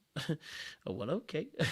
If you don't talk about it again, then you're apologizing now, but you ain't even open to conversation, which tells me, baby, hey, you weren't really finished with that conversation. You trying to play like you were so cool and calm and collected, but yeah, you ain't that calm and collected. You know what I mean? So I felt like with Sharice, Maurice has got this kind of air of finances. We saw him with Gucci slippers the other day, pedicure toes.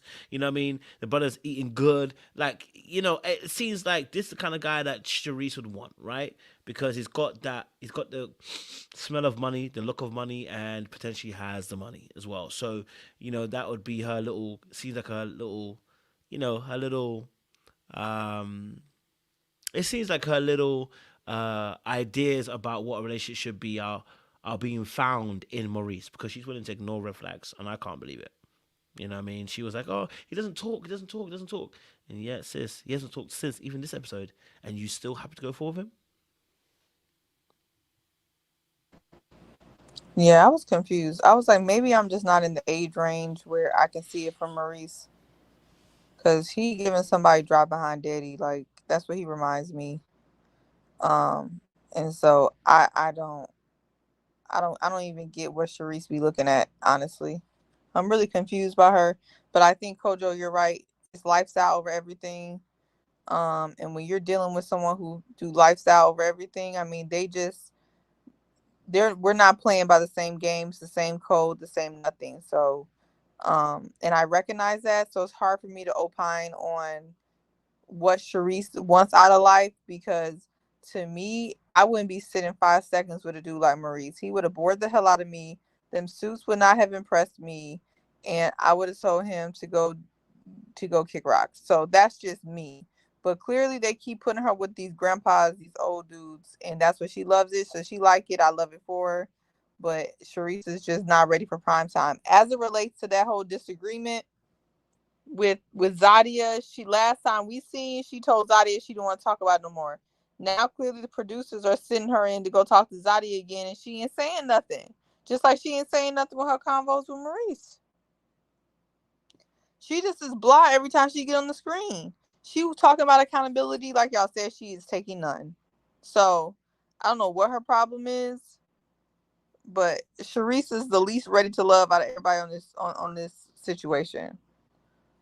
And if she don't send Maurice home next week or whatever they come back, I'm about through with her. So that's what I got.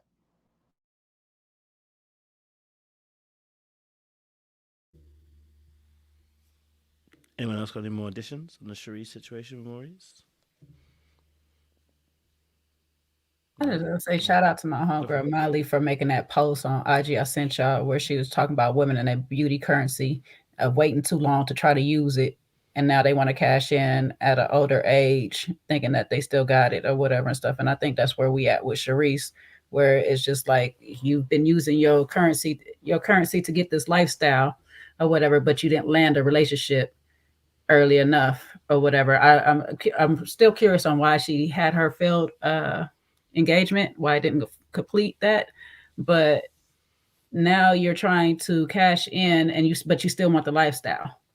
So now we're stuck with a man that don't talk, and you rather accept that than to actually find something that is real good for you overall.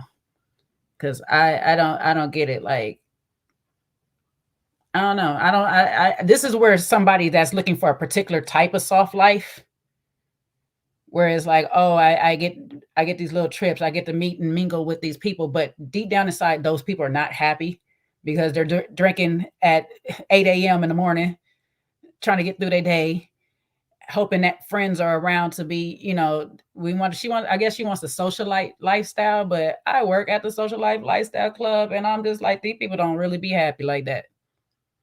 They really don't be happy like that. Like, their whole thing is to be miserable amongst other miserable people. So if that's what she wants, Maurice is it. But hopefully, if y'all say that she haven't choose, because I can't really remember. I was hoping that she didn't choose him. But if she did, she choosing him, that's what she going for. Hopefully she chose the other guy, so we could see a different side of Sharice, because I'm about tired of the side that we keep seeing this whole time. She's a nice lady. Talked to her before and stuff like that, so I've seen a different side of her, but on this camera, I'm just not seeing it, and it's tiring. It's tiring, and I give her self-sabotage too. We give it to Ashley, but she got it in her too.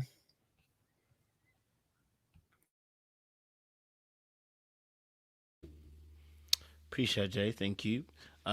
Oh yeah, go for it. Sure, you want to think? Yeah, no, I was gonna say, Jay, you made an eloquent point about sometimes us, perhaps maybe that's what's happening with Sharice, is her seeing herself and realizing how attractive she is, but look, you also have to be honest with yourself. When you're at a different stage of life, you can command certain things differently, or your options are going to be limited, because we hate to tell people what they can't get, but just really understanding that where you place, and Kojo, I know you talk about this too, where you fall in the dating market is going to be different.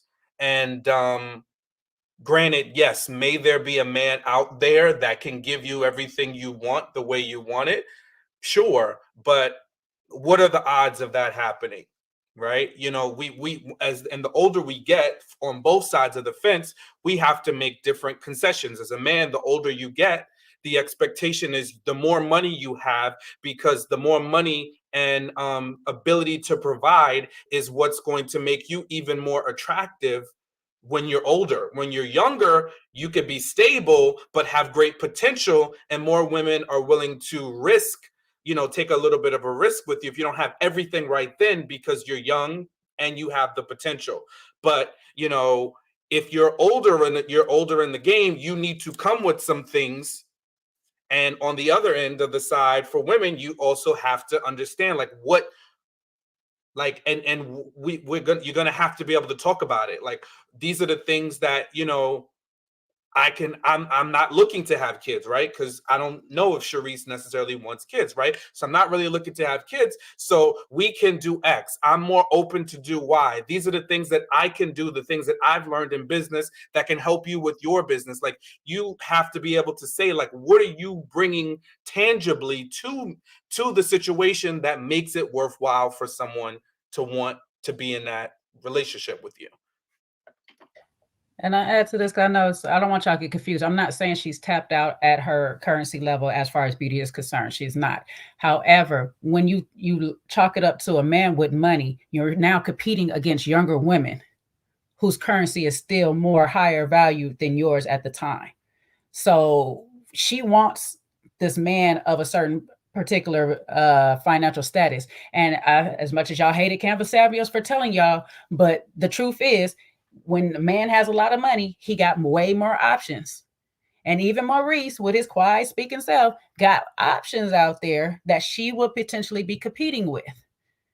So it's just up to him if he wants to settle down with her or if he wants to use his money to get him something else or whatnot. And that's what I'm saying, is that she's waiting too long to try to keep having so much demands that she wants, that sometimes you got to let some of these things on this list go when we get to a certain point. And we just need to find a bracket, a comfortable bracket. Not saying she got to go way low below what her means are or her own status. Like Vern says, like, I'm not trying to go below what I'm making, but you got to find you a comfortable bracket. And sometimes people in suits and all that is just not the one. He can be in a regular everyday clothes and actually be in a reasonable bracket for you and still is looking to look at you as the woman that he wants. So she just has to be more reasonable in her approach on what she's choosing right now.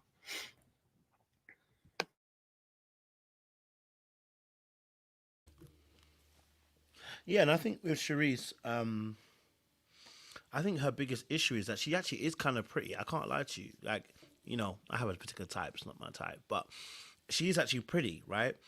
She's actually pretty for her age. She actually would be. She can draw these people in. What is her biggest problem? Is that she can't keep them because the maintenance requires a certain level of awareness and emotional intelligence. It requires a certain level of niceness. Sharice is not nice. It just feels like sometimes Sharice is not nice. When I'm watching her, sometimes I'm like, you don't give me that you're even nice. You know what I mean? You know, and I think to myself that, you know, sometimes, you know, I feel like sometimes Sharice be unkind at points. And you know what? I'll be honest with you. Money or no money, having an unkind spirit, no one wants that. No one wants to be around that. Nobody wants to consistently be in a place where they're defending themselves from unkindness. Now, of course, she's been more unkind, I guess, more to Zadia than actually, you know, anything else. But I just think to myself, if she could just have a level of humility, a level of respect, a level of kindness. Honestly, she is a stunning woman. It shouldn't be difficult, but because, because that attitude is there, it's going to be harder to find that man that wants to settle down with her. She won't struggle for men to come in. She'll just struggle for keep men, and I think that's something that she needs to work on, as well with Sharice. But I totally get it. She says in the past she's been bullied and, etc., etc. you know, so that plays a part. Then, baby, what you need to do is get yourself some therapy. Get yourself some therapy and heal so that you can come and you can actually start being kind. And what you'll realize is you get more people drawn to you.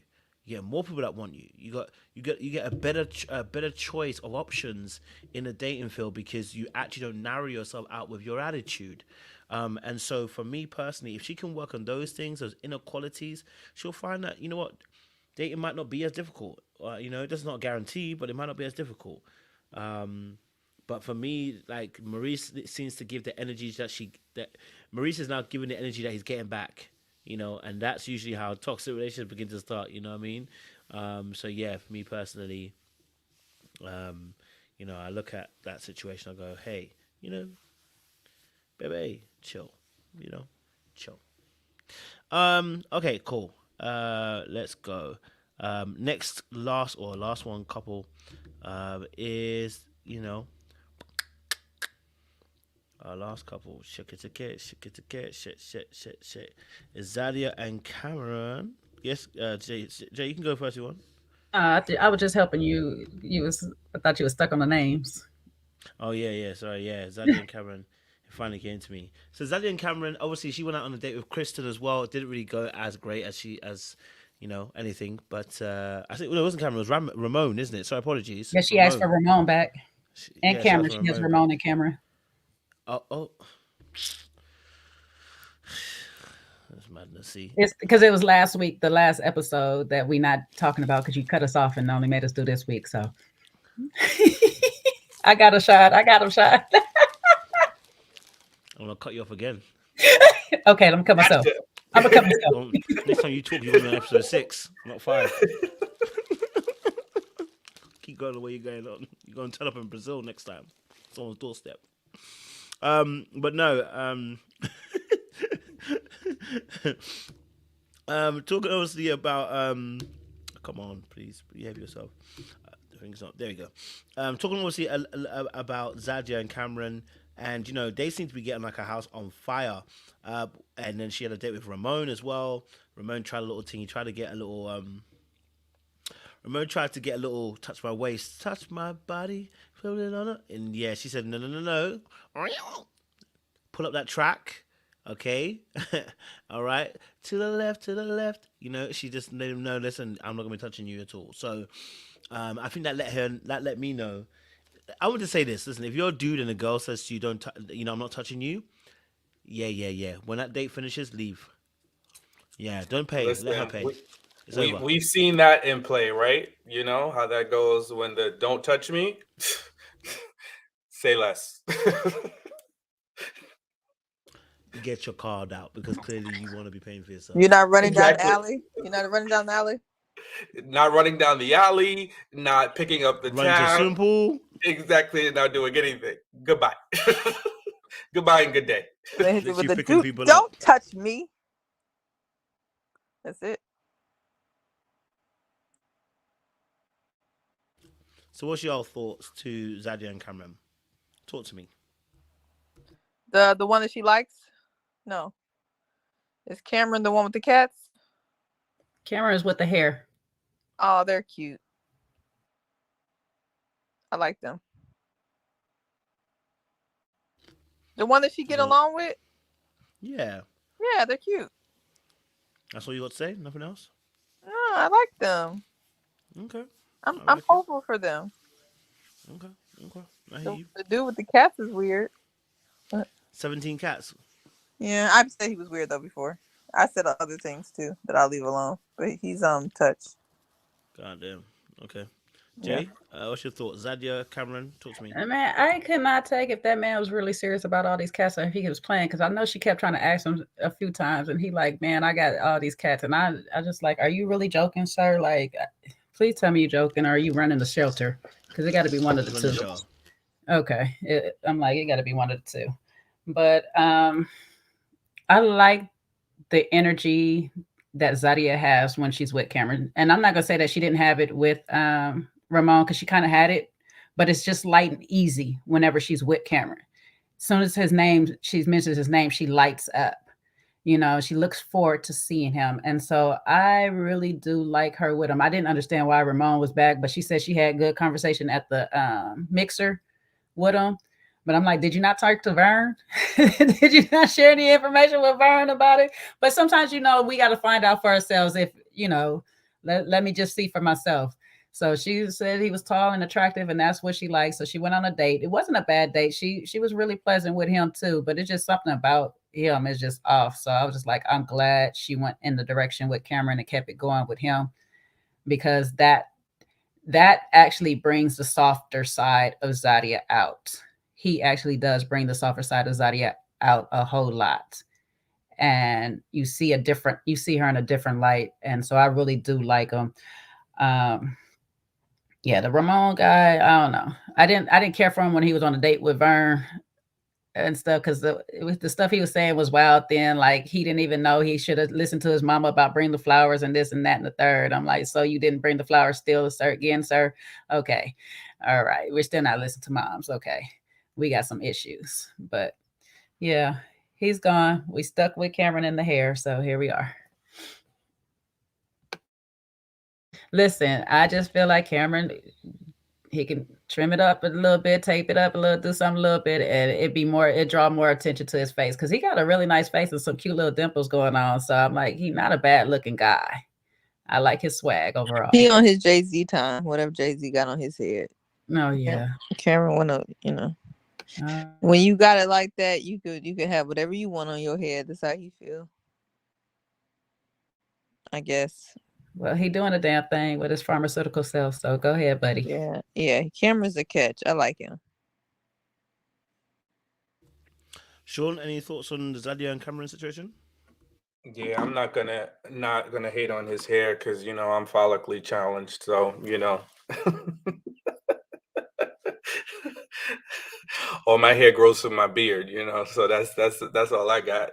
At least my beard connects, I got a full connection going on. Hey, so I got God gonna give you some. A win is a win, right? You got to get your wins wherever you can, baby. If I was bald and my beard didn't connect, I might have to consider flying over to Turkey. What you be looking like? You be looking like your toe? And give me some of that hair from the sides and transplant it to the front. You know what I'm saying? But thank God he blessed me with a beard connect. Jay, he didn't hear what I said. And I'm ignoring it. I heard part of it, but I'm gonna ignore it.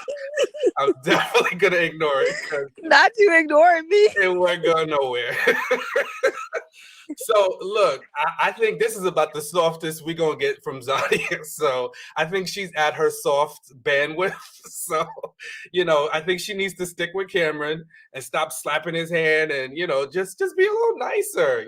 Come on, just be a little, just a touch more nicer, Zadia. You're doing so well. Just be a little bit more nicer to the guy.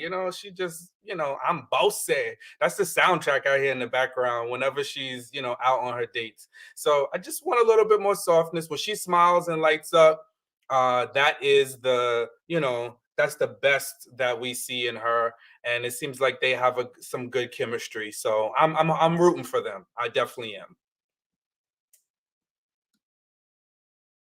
Trey trying to figure out how he get the stamp of approval from Jay and I for being a normal guy with some funds in a normal disposition. That's how. He's a nice, consistent guy, handsome. I agree. I'm not a fan of the hair, but I ain't gotta like it. He seems like a good guy. It's just certain angles and stuff. On certain camera angles, it hits you wrong. I think straightforward is fine. When we come from the side, I'm like, hey, something about it. And I like the confidence that he exudes. Like, when you with somebody like Zadia, you can't come, tiptoeing in your Jordans. Like, you really got to come correct. Come with some force, but not being like over, don't overdo it. He got that quiet confidence about him. And I think this is a good example of showing you what a man with quiet confidence can do to a woman who people think, maybe he can't soften up. I think Zadia softened up a lot, and he ain't even doing too much to make that happen. This is just a man being a man. It's so simple. It really is that simple. Just be confident. It really is, Coach. I love a good man. I think people make it more complicated than it is. Like, just be a man. Just be a Seaway to man. aisle 49, please. Not- Seaway not- to aisle 49. There's a spillage on there. And Seaway. then I think my husband Spillage sent me on aisle Pinocchio's 49. nose, so I don't know what's going on. Not the husband. Yeah, because Pinocchio what you nose. talking about? Listen, don't get fooled because in the beginning Zadia's playing nice and she isn't being combative or not being difficult or not being in a masculine energy. It's there, okay? It don't matter. It's there, okay? And him being as a man as whatever, it's not now. See that behavior that we're talking about always pops up when people are comfortable. Right now, we ain't comfortable. We gonna get comfortable when we're in a relationship, and when you get comfortable, and the very things that you haven't dealt with, that are your normal set of behaviors, that's when they start to come out. So I'm not saying that that we being a man, not even being a man, being a masculine man doesn't promote more softness from a woman, but you're already there. You already are trying to beat. You already have some softness about you. You already have soft behavior about you. So I'm gonna be real with you. Don't put us on the men. Don't put us on us about if we can be we can be masculine, then it's gonna happen. No. It gonna come out. It gonna come out because no matter how good he is, it's gonna come out because it's a natural set of behaviors, and that's the problem with it. So I'm just saying, wait till he decides that he gonna do something that she don't like, and you gonna find out. Oh, I ain't saying it's gone 100%. I'm just saying I'm liking what I'm seeing right now. I ain't saying it ain't eradicated. I ain't saying that. Or is it chameleon? No, I think she's genuinely is really in a soft era. I think she's in a soft mode right now. I think you putting a little bit on that. I don't know if she's in no soft era. I changed it to mode. She's on vacation. She's on vacation. She got vacation energy right now. That vacation energy ends as soon as you don't even get on as soon as you touch the airport to head back, that vacation energy ends. She gonna be cussing you out as you go through customs. I told you. The way I went to customs, anybody can get cussed out. I do want to see another. I'm gonna have to replay that finger to face for Dante, because that honestly is one of the funniest things I've ever seen. So she be done cussed you out. I told you to put my passport in the front pocket, not the back pocket. Now I can't even find it right now. Stupid. Yo, you're stupid. Sean, I'm triggered. Then we found out. We found out he wasn't ish either. So I mean, you kind of knew that from the beginning. But Jay, you got to give me credit because I manned up. I stepped in. I manned up. Who was there? You did. No complaints. So let them know there was no sass. I was like, baby girl, I got you. Boom. Come on now. And that's how us real men do it. You know what I'm saying? Well, you was about to give me too much conversation for a second. I was like, Sean, just call the front desk. Yeah. He was about to start asking me all kind of questions. Well, where did you think? No, just call the front desk. I saw it because you was about to be like, you got one good question left. Oh, you got one good question to ask me. But let me tell you, Sean. Let me tell you. You were in your super masculine calm bag, all Jamaica, and guess what? You didn't get no arguments out of me. You didn't get. Well, I think you got a little bit of argument out of Jay, but not too much. That's because Jay was already frustrated from customs. I'm just saying. Did you notice the difference? You didn't give me not a single bit of sass. You didn't get no sass back. I'm saying, look. Okay. Coach, I eat the popcorn. Seaway up to aisle 49. Seaway to aisle 49. There's a spillage on there. Seaway. No, there's a spillage on there. we have a clean up in the BS aisle. The B. Yeah, there's a mess in aisle 49. There's a mess in aisle 49. Go ahead and clean that up, Seaway. Look, Sean was not only regulating his emotions, but everybody else's. I'm proud of him. This is different. It's different. Thanks. sakes. She's always gonna hit me with the uppercut. Meanwhile, my ass and you. ma'am. But Jay and I crashed it out and down. Sean the calm one. That's a different situation. Sean is over here like, everybody just calm down. Let's talk about this rashly. Oh, gracious. Not a little. Cedria said I had a little grown man energy. I'm telling you, y'all know how to give a non-compliment compliment. Listen, they be doing you dirty, bro. Exactly. Compliments. Sean said after the Friday night debacle, he was not about to have any bad energy for the rest of the trip, child. It's my birthday, and y'all niggas ain't gonna play on my birthday. Exactly. that was that time. Shut it down, man. You're here, but I need you to be here. Right. Exactly. This ain't like my New Year. I've been complimenting Sean for weeks. It's been a week since. I don't know if it's been a whole week. We barely getting to the day we all met. This the first day we all met. Oh yeah, wow. It's like training day. Feels like a week. Since you've been gone. Good times, man. God. Good times. Good times, yeah. But wait, going back to it, who was the one that had them? I saw them in the chat. I remember it. Who had 17 cats? It was supposed to be Ramon. Ramon, yeah. But he didn't actually have 17 cats. He was feeding the homeless He's cats. feeding the strays? The stray kids? Feeding the strays. You know what I mean? I fed a stray once. It came back for 3 or 4 days. And I didn't feed it. Start bringing friends too. We know you and strays have a past. I fed a stray once and look at him now. Look at him now. Can't take it. I can't get rid of him. Kojo's stray was circling. Sir, you're done. That's why I'm allergic to cats. I don't play with cats. See where he's allergic to cats? I really am, for good reason. You're allergic to cats. Yeah, Kojo fed a stray too. Kojo fed a stray. Hey. What y'all not gonna do is play on my name, okay? Uno reverse, please. Kojo be stroking that kitty boy. Kitty was like, I'm not a stray no more. I found a home today. And the benediction. Kitty said the stray no more. That's what you heard. I got a home now.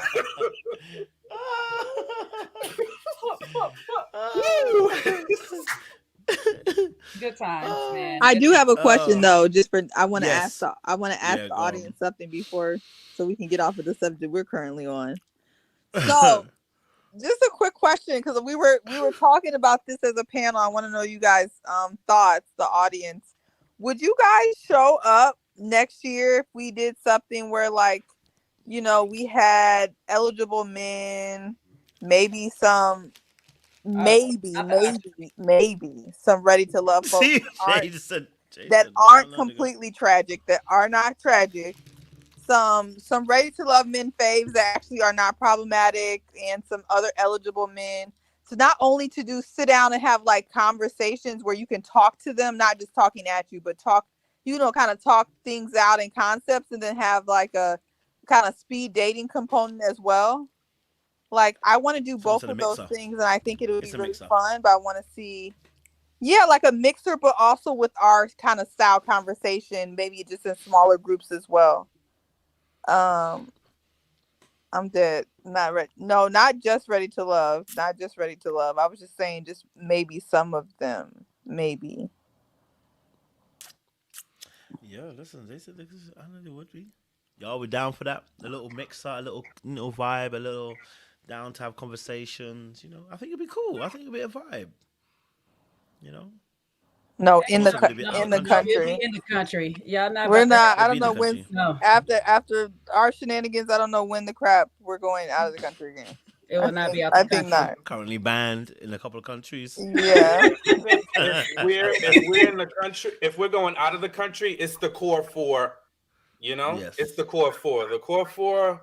That's just fine. We move how we move, you know? Yeah.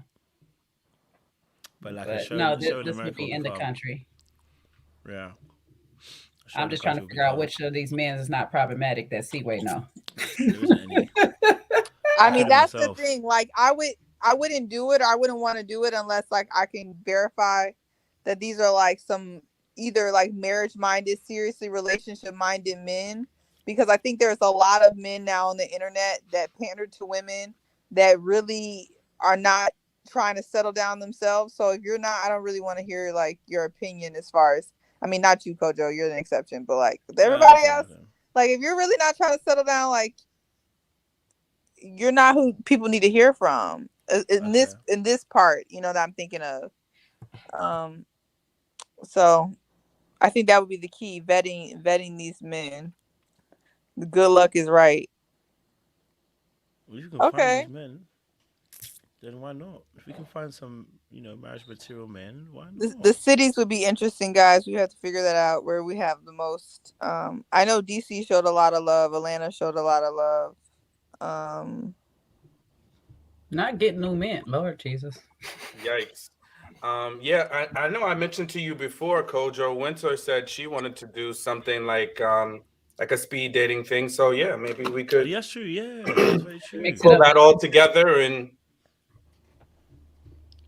you know we love DC. That's like our second home.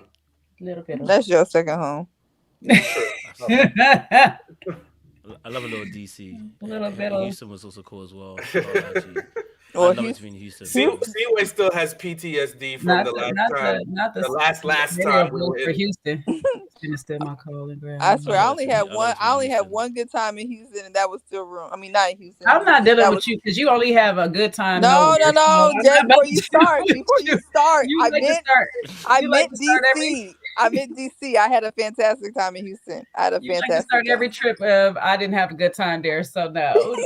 It ain't Chicago. You can't be trusted, man. Seaway ain't with it. But you had a good time in DC the last time we were there, no? I did. Just this July. I did. Fully, from beginning to end, no disruptions, right?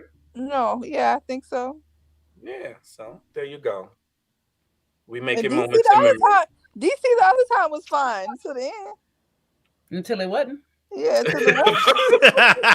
And I had to hear about it for a whole year. And it ain't over. Exactly. And I'm still dealing with my trauma. Okay. Lord have mercy. You like Seaway and Jay gonna get over this stuff at some point. I don't know. I'm so lost. But yeah, Atlanta was fun. Atlanta was fun too. But we definitely can't get no dudes from Atlanta, so that's ruled out. We have to ship them in. Wow, how you gonna disrespect Atlanta, man? I'm just saying. There's good, sensible, straight Atlanta men. You saying that the first season still? You don't think nobody in from the first season?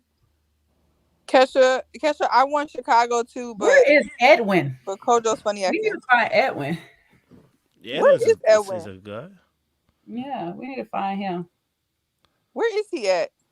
He must be in a relationship why he ain't been able to be found. He's probably there. We gotta get Mr. Sampson on there. Oh Lord, you said good people. Yes, Mr. Sampson is an eligible candidate. Y'all crazy and wildin'. Wait, I thought Mr. Sampson was in a relationship. He out of that already? Is he in a relationship? I thought he was for a second. Maybe he out. Maybe somebody hit his DMs and ask him. I don't know. All right. What's the risk? Nah, Kiki, you gonna get blocked for that. You get blocked. You gonna get red? You want red, mama? We get red for you, baby. You know he worldwide known. You know, everybody know red, so we can get her. Wait, so we finished Ready to Love? Have we finished it? From my throat, sorry. Unless you want to talk about which one call it? Going on with you, Kojo. Oh, sorry, do we? On my throat. Anything else left on the Zadia Sharice debate that they had? We haven't discussed that. So if anybody wants to say anything about it, personally, I think that Sharice tried to flip the script and act like she was being all big and accountable when she had the opportunity to the episode before. So I didn't see it. I was wondering why she's trying to flip the script on Zadia, to be honest. And I felt like Zadia was in the right remit to to ask a question and say, hey, not even ask a question, to let her know, hey, some things hurt me, some labels that you said, I don't feel they stuck with me. I think that's fair to say. And once again, Sharice shut it down a second time. I don't like the way that Sharice has been dealing with Zadia this past few episodes. I've not liked it at all. And I know she's been bullied before, Sharice. But right now you're becoming the bully, and I need you to stop. Like you need to look at what you're doing, and I'm not seeing that from Sharice and that kind of self awareness. And then you apologize and said, you feel like you've apologized, and basically she just get over it. And it's like, that's not how it works, darling. You don't apologize, people get over it. That's not how it works. And it did feel personal because you made it personal and you snitched, and then you're celebrating you snitching and saying you're calling out a liar. Well, this kind of lie, we don't need to call it out. You talk about it. You talk about it behind the scenes. We know she lied already, whatever. But you want to hold her accountable. You tell Zadia behind the scenes, hey, babe, you know that wasn't the truth. So what's going on? But you didn't do that. You outed her in front of Tamika, and that for me was bully behavior. You know what I mean? And you labeled Zadia the bully. I think you the bully. You know what I mean, for doing that. I didn't like that at all. That was not nice at all. So yeah, I feel like she's trying to flip the script, Sharice, a little bit. I mean, I just kept saying it for weeks now that she just keeps moving the goalposts. Every 5 seconds is something different and stuff. So now when Zadia finally apologized, she can't give one in return, which is really weird because Zadia's saying, listen, what you try to do is try to shame me in front of everybody about my personal business. I didn't bring them in. I respected your wishes. I didn't bring them into the house. Can you understand what you did wrong? Well, now it's, oh, well, you lied. Well, I lied after the shaming. Like I don't owe you nothing. Like I don't have to tell you what I was actually doing outside. I'm grown. But the thing is, now it was first, well, I don't want people in the house. Then you woke me up. Now you out here out in the streets. So what? So what? I am grown. I apologize for waking you up. I am sorry, my bad. And she still wouldn't kind of let that go. Well, you don't need to be waking me up or whatever and stuff. Okay, I won't do it anymore. I'll make sure I will not call you anymore. And it was just something, and to use, oh, well, I was bullied as a kid, and I sat up all night talking to God, saying if I should talk to you about this or whatever and stuff. Like, talk to you about, like, coming to me as a woman to say, hey, I apologize for having to out you out, but do you understand you disturbed my sleep? That's easy to say. And she could sit there and say, well, I apologize for disturbing your sleep. It is what it is. You don't have to try to call her out as a liar. We all see it. We all see what she did in that moment and stuff like that. She want to protect her cooch. That's her cooch. Why are you worried? That's my thing. Why are you worried about what's going on in her private life? That's none of your business. You are not her mom. You're not her big sis. You're not her guardian. Let her go on about her business on that part. She don't have to tell you the truth about that part.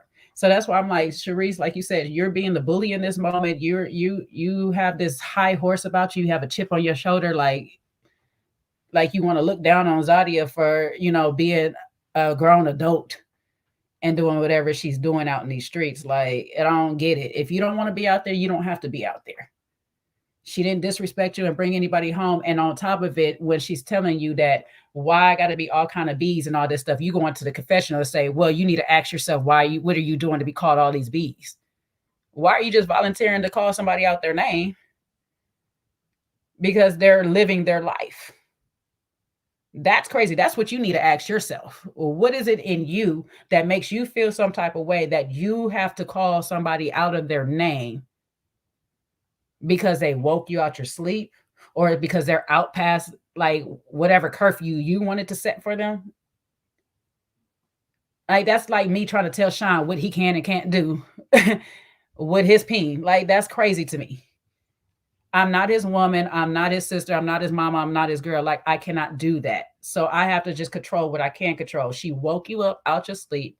That's what the apology is for. Left it for there. And then when she's sitting there saying, hey, this is what it made me feel, be an adult, hear her out. Say, you know what? This was not my intent to make you feel this way. Or if it was, well, you know what? Hey, I'm sorry you felt that way, but I did it because of this. And let it be done. But to come with a fake apology or a fake, I'm the bigger person and I've been talking to God all night, so here I am to talk to you. And then as soon as the person say, well, let me tell you what it is about me or whatever you did to me to make me feel this way. No, I don't want to have a conversation. Shut down. That's a bad trait to have. And even going into a relationship, you're going to carry that same energy into a relationship with a man. And so when he get to trying to tell you, hey, babe, this is why this happened. No, I'm done with it or whatever. But because it's not really resolved, a week or two later, you're going to be back at his neck crying about it because it still wasn't resolved because you didn't want to hear him out and come to a conclusion between the two of y'all, concise between the two of y'all on how to make it work to go forward. So at this point, it's like, I agree to disagree with you about this situation because I don't like what you move, and that's how she want to leave it. And it's like, don't come back to Zadia no more then. I don't care if production tell you to do it. Just tell them, nah, I ain't talking to her no more because we ain't going nowhere.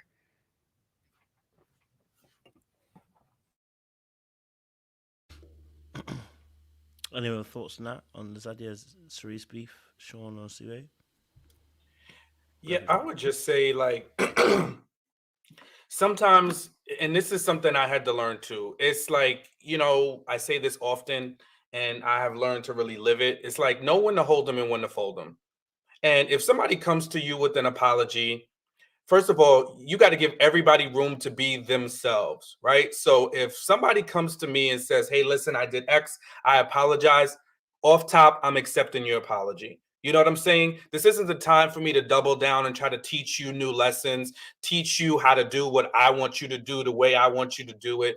Accept the apology, because it takes a lot out of anybody to apologize anyway, especially when sometimes we get so dug in on being right or wrong. So there's no need to, once the person gives you an apology, accept it. What you do after, that's your business. But I just don't like when people do that. It's like Sharice did it to Zadia, Zadia did it to Sharice. If somebody's apologizing, just accept it, as long as they're saying a true sorry, which I think they both did in their own rights. And then just learn how to move on. At the end of the day, everybody's not going to understand you the way you get you, the way maybe your friends get you. But for the greater of good of situations, there's no need to keep holding on to ill will with folks. We all are willing and able to move around. So that's what I think. I think, like, listen, if somebody's big enough to apologize to you and it's about as genuine as you can detect, accept apology and move on. Don't try to teach them a lesson and do a play-by-play breakdown on what they did wrong and why you did what you did, because it's not going to go anywhere. You're going to take the wind out of people's sails, and you don't make progress in communication and in conflict when you do that. So I think that's what I think about their little back and forth. That's a good point, to be fair. Know when to hold them and fold them, I personally do think, yeah, I mean, listen, look, you do want to accept their apology. I just feel like, you know what, like, at the end of the day, I think I see what Zadia was trying to do. She's trying to let her know that there are some things that also hurt her, though. You know what I mean? Like, and I think, trying to let Sharice know that, hey, you're apologizing, but do you know what you're apologizing for?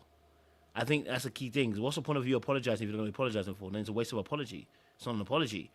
Like, do you know what I mean? Like, I need you to understand what you're apologizing for. There were things that were done to me that hurt. You know what I mean? Like, hey, when you called me X, Y, and Z, that really did hurt. That's what you did. And I I'm not even asking for an apology on that one. I'm just saying to you, those are the behaviors that are making me hurt, because I want to let you know so that next time I don't have to say it again. You get what I'm saying? You now know, So I think that too, that's what I'm saying. Sharice at that point should just let her okay, cool. You want to let me know what hurt you? Fine. Thank you very much for sharing that. I'll now know next time. When you are that person who said you're apologizing, you should come in humility. You should be coming with humility, and not with arrogance. The person saying that you've done some things to hurt them. Let's just listen and hear what they're saying. Take it on board. Say, okay, thank you. Next time I'll make sure I won't do it again. You know what I mean? If it's possible within that reason. So I just feel like Sharice was still dismissive. She wanted her, and partly Zadia did it in the first one too as well. But it's like Sharice wanted the apology to be done, and then the whole thing be done. But it's not. It doesn't work like that. The apology doesn't erase the what you've done. The apology is a good start, right? And I'm now going to explain to you the parts that actually hurt me, in what was done. And I feel like Sharice was trying to get it over and done with quickly and like, oh, I've apologized now, so be okay. When people are like that, they're not sorry. They just don't want to have the bad blood anymore, right? Yeah, you don't want the bad blood anymore because every time I see you, I'm causing you mayhem. So you don't want that anymore on your doorstep. Now you want to make it all cool, but it's not really about you actually apologizing and being genuinely remorseful and sorry. If you were, you'd have sat down and kept quiet and be like, okay, what's the grievances? Okay, cool, X, Y, Z. Okay, well, okay. Maybe you might even apologize again. Well, I'm sorry again. My bad. You know, I didn't know I was doing all that kind of stuff. I'm genuinely apologizing from the bottom of my heart. When people are genuinely invested in trying to apologize to you, they take into account all those things. People who are not really want to get the thing over and done with really, really quickly because they don't care. And I felt like Sharice's apology, she ain't care. She ain't care. She just tired of having the beef in the house. She ain't care. You know what I mean? Yeah. I mean, that's my perspective, though. But, yeah. I still hear what you're saying, Sean, as well. To receive it and to move. Any other thoughts on Zadia and Sharice, guys? No? Well, if that's the case, then Sean can do the honors and give us the beautiful, beautiful, beautiful, beautiful, beautiful benediction. All right, so we'll start out with Ashley, and I know we gave her a bit of tough dialogue tonight, but hopefully, if she's watching, it's all in love, and just kind of what we see in order for her to really truly get what she wants, right? So sometimes we got to make substantial changes in life if we really want to get the things that we desire the most. And for those long haul things, we have that age old expression, right? Diamonds, it takes pressure to make diamonds, and you got to do some work. And for anybody like her, when it comes to regulating your emotions, making sure you are healed from your past wounds, whatever they may be, whether it's a previous relationship or relationships, or whether it's things from your childhood that have plagued you, right? Because ultimately, we all are versions of our younger selves. So if you still have room to grow and heal, make sure you're doing that work before you get in a relationship, because as we all know, the relationships we're in are just mirrors, right? So it's going to reflect back to us the hurt, the pain, the parts of us that are unhealed, the parts of us that still need to grow. Those relationships are going to bounce those things right back at us. So if you're getting drama, if you're getting hurt, if you're getting unmet expectations, it's bouncing back to you. And just also, in any relationship, whether it's friendship or a non-platonic one, be cautious on what you're giving if it's not being asked of you.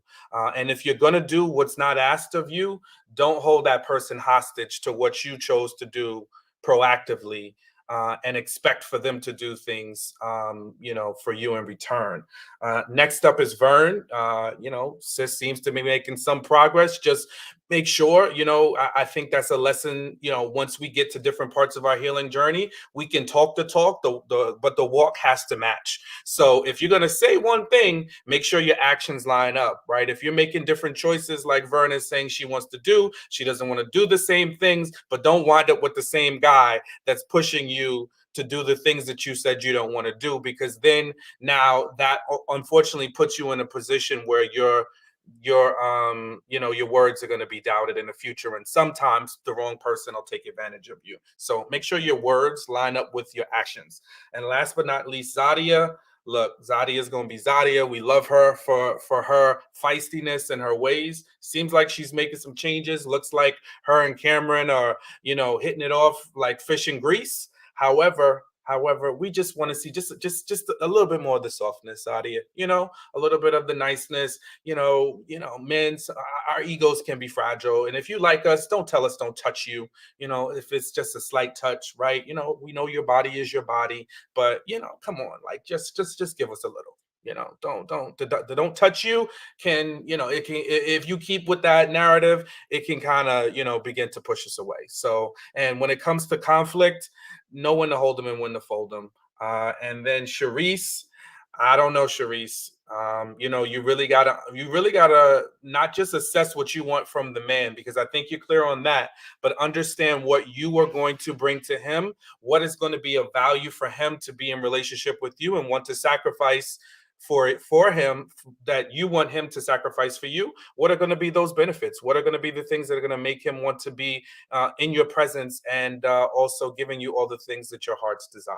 So those are some things to sit on, to think about, and to be able to discuss. And also, look, if you want a man to talk more and you want more substance and depth, sometimes you can show him better than you can tell him, right? So let's see your depth. Let's see your substance, right? If you're looking for that, share a vulnerable story, right? Hey, listen, this is something that I've learned along the way in relationships. And these are one of the things that, I picked up on my last relationship. Is there something you can share? Those examples, those ways of working together and not just demanding, are going to get you better outcomes. And back to you, Coach.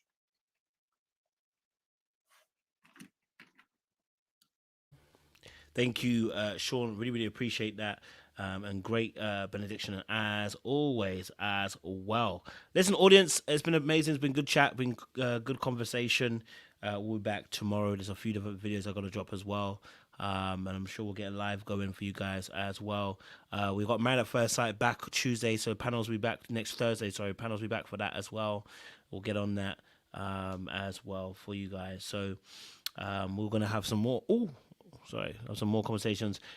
With the UK panel, we're going to do blue therapy as well. So, not blue therapy, calculated couples. Apologies, different one. It's a different one that we're doing for UK. So we're going to do that as well and break that down for you guys as well. All right. So a few things coming up this next week as well to get into. But I want to make sure you guys know, like, share, subscribe, click on the bell button for notification of uploads. And don't forget, you got to leave here with something. But we're going to leave here with our good sis. Not on my watch. Not on my watch. It's not on her watch, okay? I want to let you know. All right, it's not on her watch. Appreciate you guys. Stay locked, stay loaded. See you later. Be easy. Oh, look at this thing. It's taking long to exit. Well, baby. It said it does not want to end the stream. It said, no, we ain't going to end the stream. They said they want to know the tea. Cut the shit. They want to know what's wrong. Cut the shenanigans, but listen, they want to end the stream. It doesn't want to end right now. That's it. The subscribers have spoken. They were like, we want to know what all happened in Jamaica. Well, we all signed NDAs.